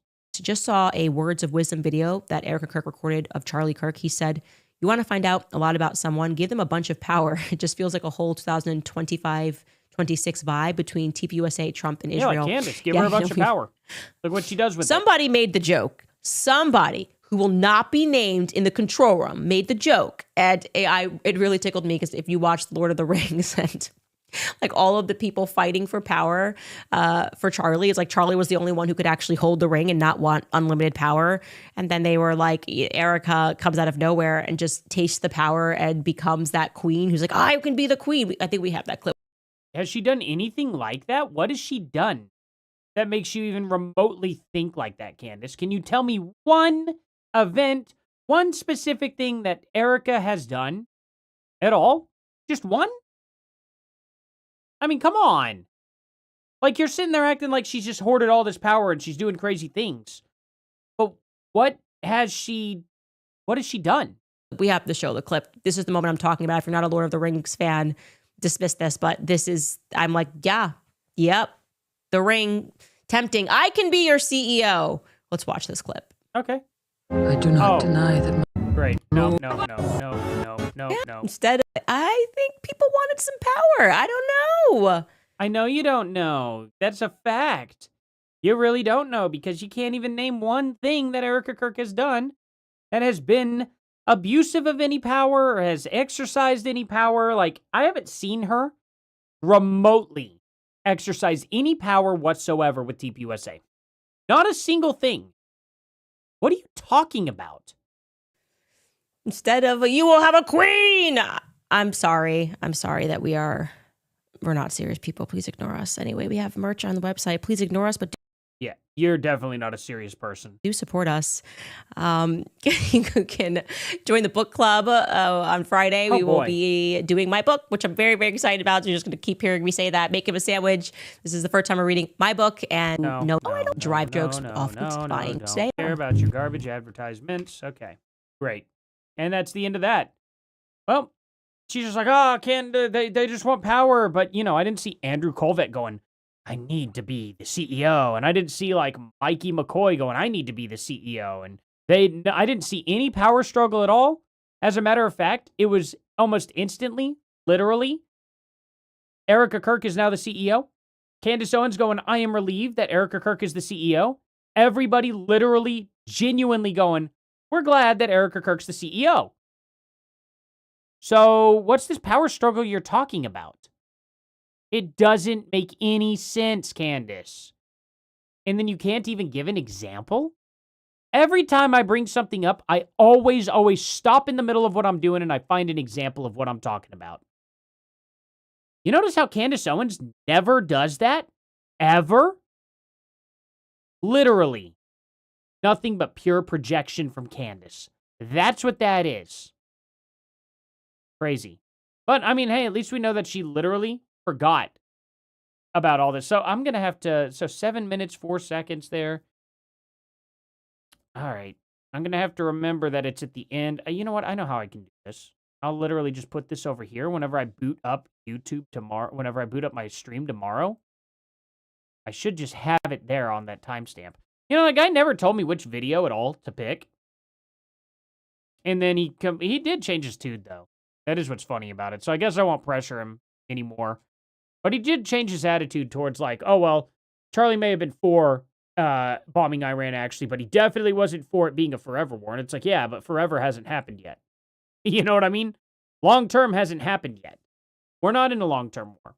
If this war is completely done and over with before the end of President Trump's term, then it literally, by definition, is nothing like the forever wars whatsoever. Like, they got wrapped up and they're done, And Iran's the only one I would give Trump the pass on anyway. Any other countries, not really looking to give him a pass on. But Iran, he has been very consistent for the past 47 years. 47 years, Trump has been very, very, very dedicated to making sure Iran did not have a nuke and that Iran literally was the pinnacle of evil. Literally. That's not made up. It's kind of wild how that happens. And yet, a lot of Trump supporters out there somehow don't believe that. They just magically forgot. They don't even bother to do a little fact check on it. It's crazy how that works out, huh? But oh well. And Candace ran Blexit into the ground and lied about hours she worked. Exactly. That's exactly right. Candace was probably born an addict, considering who her mother was. Yeah, her mom was addicted to drugs. It's a bummer. I don't wish that upon anybody, but it does probably explain the low IQ. Hey, Artie, how's everyone? Hey, Kimberly. How's it going? More like Game of Thrones. That was just, yeah. That was his first time there. Amen, Artie? Yeah. Thank you, guys. Oh, man.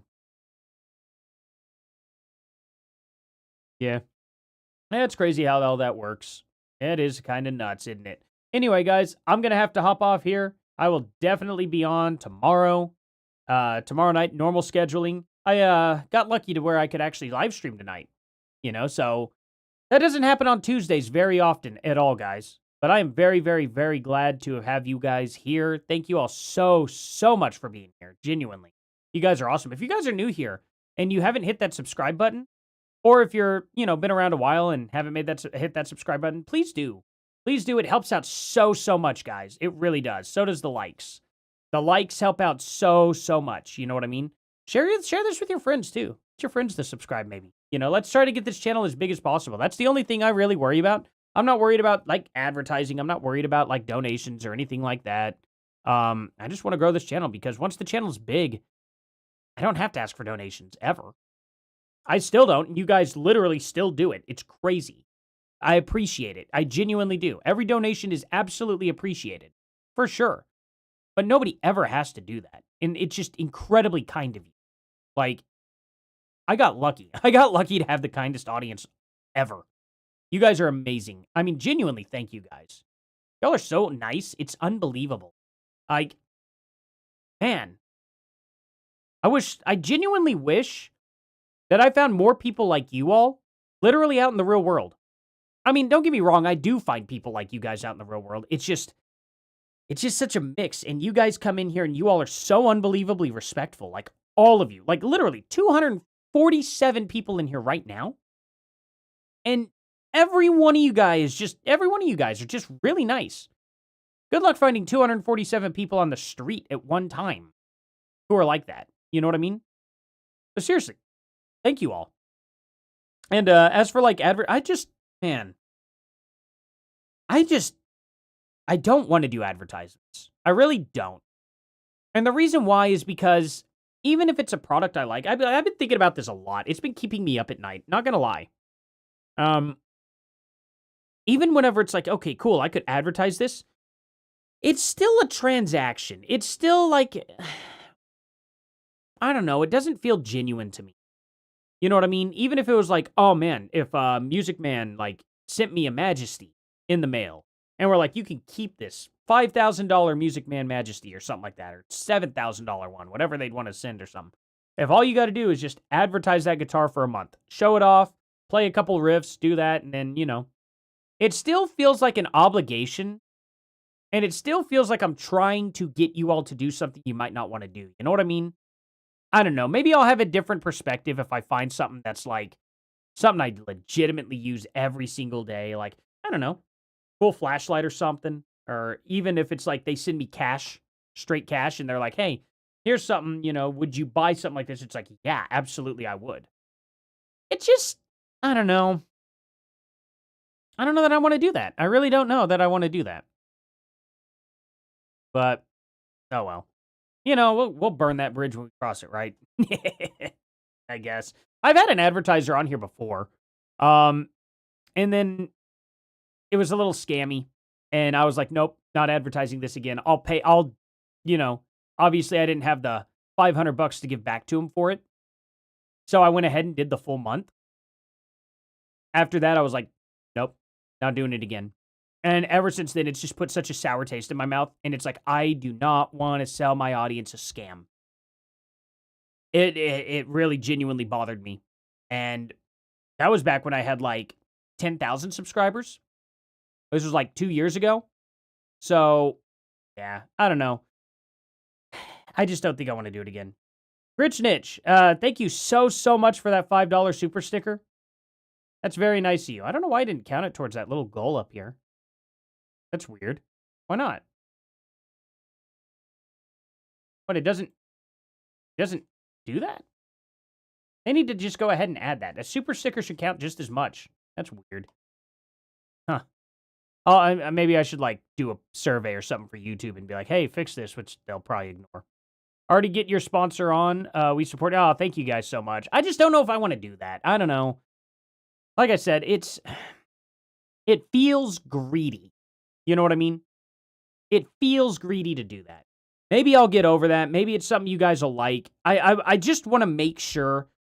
Okay, I can at least make this deal with you guys. At a bare minimum, if I take on a sponsor, I will let all of you guys know about said sponsor beforehand, and I'll do a poll on it and see if this is something that you guys would actually approve of me doing. How does that sound? Maybe we could do something like that if it turns out that way. You know what I mean? And then after that, I'm going to have to vet them. I'm going to have to make sure, hey, is it easily cancelable? You know what I mean? If it turns out to be like a subscription model, because that's what I advertised at first. I'm not going to say the company name because I'm not going to drag them. The company sold good products that I did use actually every day. The problem with it is you had to write them a letter and mail it in the mail. That was the only way to cancel your subscription. And I was like, you guys are absolutely stupid. I was like, I will not advertise you all ever again.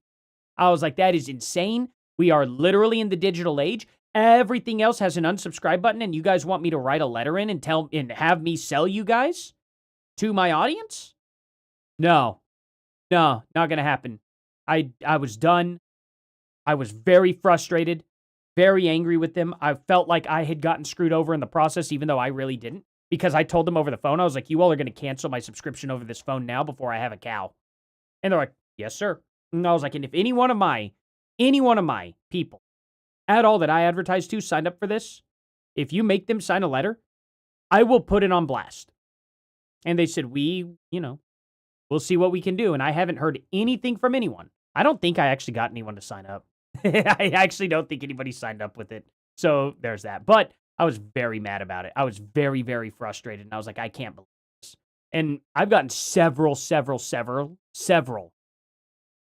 offers to do advertisements, especially since I've grown this much now. I've gotten a lot in my mailbox. And I was just like, nah. I could have done it a while ago. And I don't know. We'll just see. Turning Point UK, that's why you held a position for... Oh, yeah. George didn't just offer the CEO. He tried to straight up purchase Turning Point USA from Charlie. Yeah. Good thing he didn't, because he would have destroyed it, just like Parler. He would have absolutely destroyed it. Man, look at these. Sometimes I realize that these, like, whenever I make thumbnails and I put so much work into them, and then they, videos don't do well and stuff, and then I see thumbnails like this that Charlie did. It's just Charlie with Israel and Iran there in the background, kind of just an okay background. No words, no nothing. He's holding up a paper that you can't read. No words, no nothing. 500,000 views. I'm like, man, I need to stop worrying about thumbnails. You know what I mean? It's funny. Yeah. As long as I advertise. Okay, you guys are really understanding. If I do have an advertiser, at least you all know, because I could show you my inbox. I don't want to show you guys my inbox because that one is like, it's just full of stuff that, yeah, I don't know. I don't pull open my inboxes and stuff and show things like that. But it's technically just public. I don't know. There's nothing in it that'd be crazy. But people did start signing me up for a bunch of car companies. Apparently, somebody wants a BMW and is signing me up to look at a bunch of BMWs. Thank you to whoever that was. Just floods the... At least it wasn't PORN. But who does that? Who signs you up for car companies? It's crazy. Using my, and I'll show you guys, like, to get to it, you just click here for business inquiries. Boop. Email's right here. View email. And then it's right there. YouTube, or arthemesia@yahoo.com. It's just a throwaway email. I opened it and simply just put it in there immediately upon opening. It's not connected to anything whatsoever that I do. So, but I may have to change it. I don't know. I may change it to a different email at some point just because it's getting flooded with spam now. But, yeah, I've got a lot of offers. A lot of offers. And I don't know. I just haven't taken them. So, if I was greedy about it, I would have done it by now. You know what I mean? I would have already been offering. Like, I could have probably made a crazy payday already. But I think I'd just rather genuinely grow the channel to where it's just huge. Get 100,000, 200,000 subscribers one day. The ad revenue would be more than enough to live on. And any donations that people would decide to throw my way, more than enough to live on. I don't have to take advertisers, I don't think, at that point. You know what I mean? What's your most intriguing current sponsorship offer? Actually, I don't have any, to be honest. I don't have any intriguing ones. There are so many. I get all sorts, like, I'll try to think of, like, the most. There's, like, what are they? The extensions up here that you can download and stuff like that. There's shopping extensions, which no, don't ever do. I will never advertise one of those. There's oh shoot. I'll see if I can.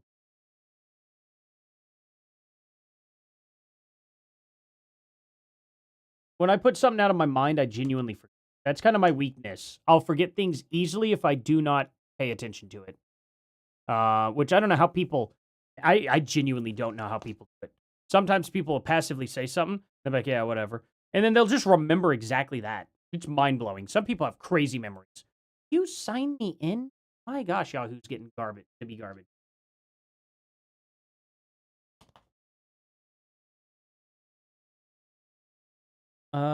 Wait. What's this? Oh,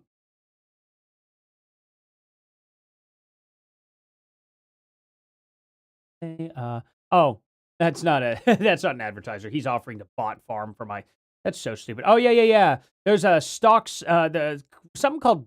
I don't want to say the company name, because I'm not going to give him free advertisement at all. But there is a stock trader that also, like Weeble. It's not Weeble, but it's kind of like that, you know what I mean?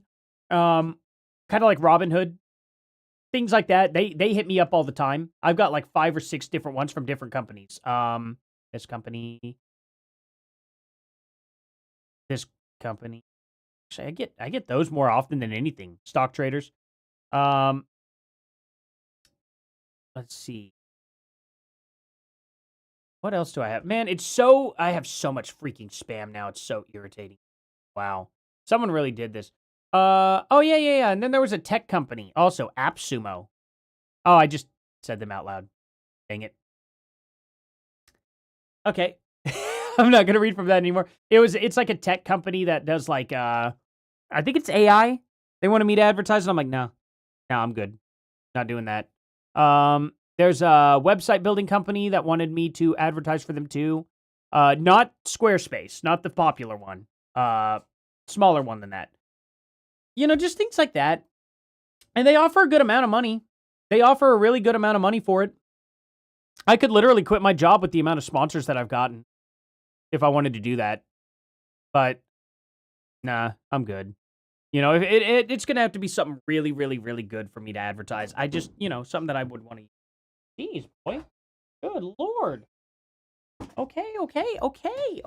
What? Yeah, I saw he burst that door down to get to me. What you doing, boy? What? What is it? What's wrong? Oh, okay. Yes, I know. We were so mean. We're outside. Oh, man. Jay saying, you're the man, but FF6 is still better than 9. I'm going to have to disagree with you, but I love FF6. I've played it multiple times. What is the song? Is it?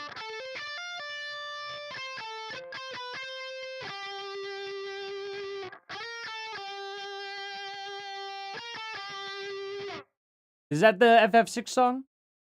Is that what I'm thinking of? What's another FF6 song? Because I also do like the Matoya's Cave.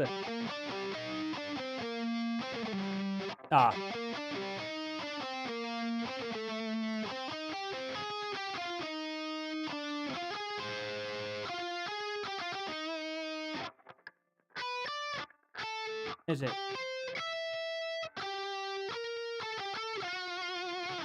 Kind of losing my part on that.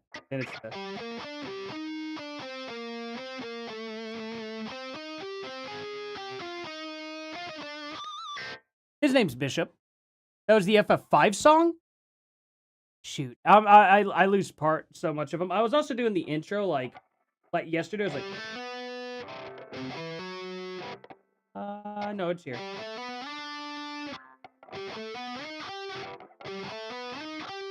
Nope. Okay.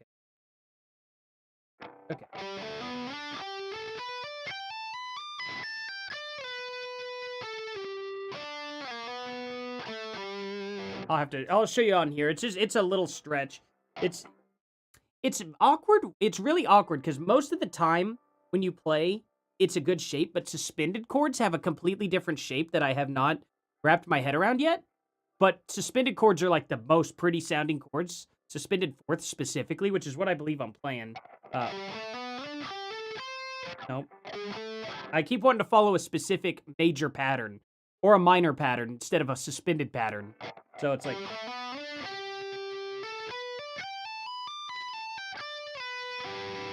Oh, but that's how I want to do it, which is a minor pattern. But it's actually... Because it's instead of a... So the problem with the suspended chord... So a normal chord, you're playing triplets. Three notes. That's how you form a chord. But a suspended chord takes away the fifth and replaces it with a seventh instead. Or a flat fifth or something like it. It's whatever note that is not actually there. So you end up playing four chords. I mean, four notes for it. So it just gets a little bit of a... It's just a little bit more difficult.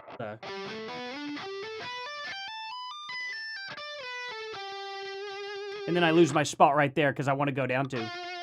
Or I want to drop that. Called the Crystal Theme. Yeah, exactly. The prelude.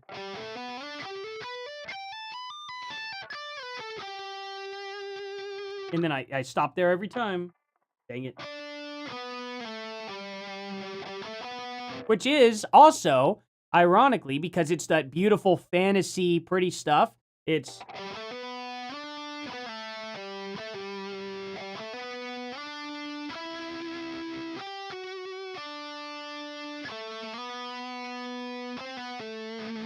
Exact same notes, exact same scale, everything. So yes, Lord of the Rings, Final Fantasy music, all the same realm.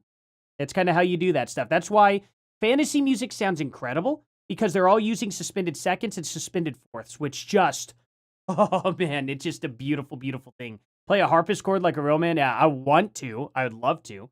I can though, technically, because I got this right down here. I got my full 88 key keyboard.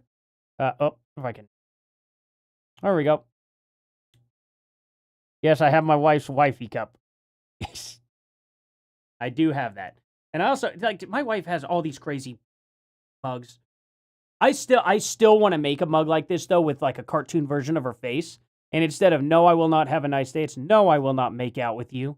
Do the Billy Madison thing. It'd be so funny to me. I don't know, but let's see if I can nail it this time. Can I actually do it?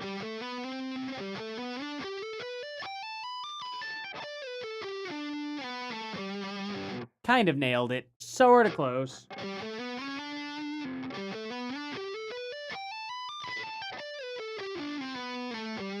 Missed one note. Dang it.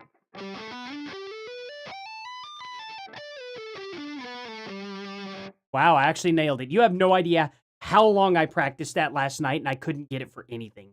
Now, all of a sudden, next day, muscle memory starts kicking in. It's crazy how it works. It is so unbelievable if you just practice something with repetition, no matter how many times you mess up over and over and over again. Your hands really will just adjust the next day after a good night's of sleep. It's so absolutely bizarre. You know what I mean? It's so bizarre. I don't know how it happens.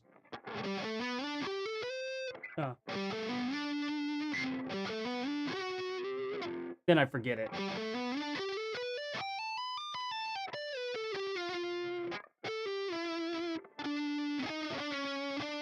Wow, I'd have to go down that far if I slid.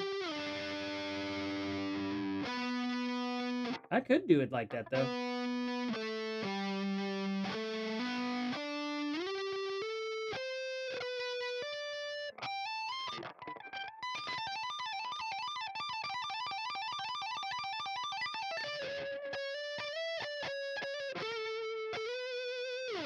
Oh, man. That sounds good, though. But hey, how about this? How about we have a little bit more fun? You want some video games?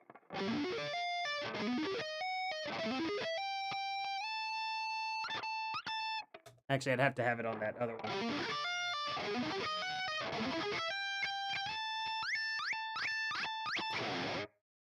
If you know, some of you guys will like that.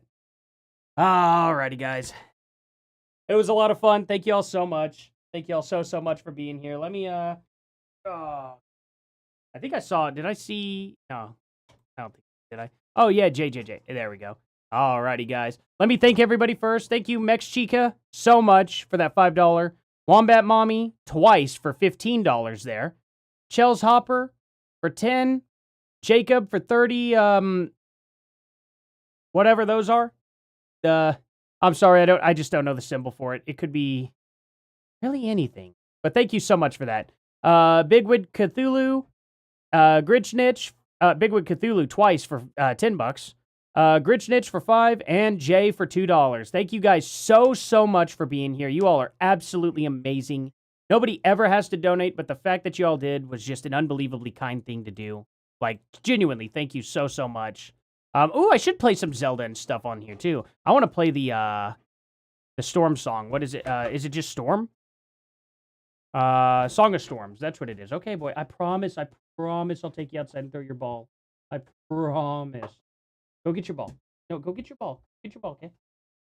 Go get your ball. Good boy. Alrighty. Thank you all so much, and I'll see you guys. Actually, I'll see you guys tomorrow. It's so weird being a Tuesday. It feels like Wednesday. Boy. Alrighty. Whoops. That clicked on. Anyway, thank you all so much, and I'll see you guys here in the next one. Later.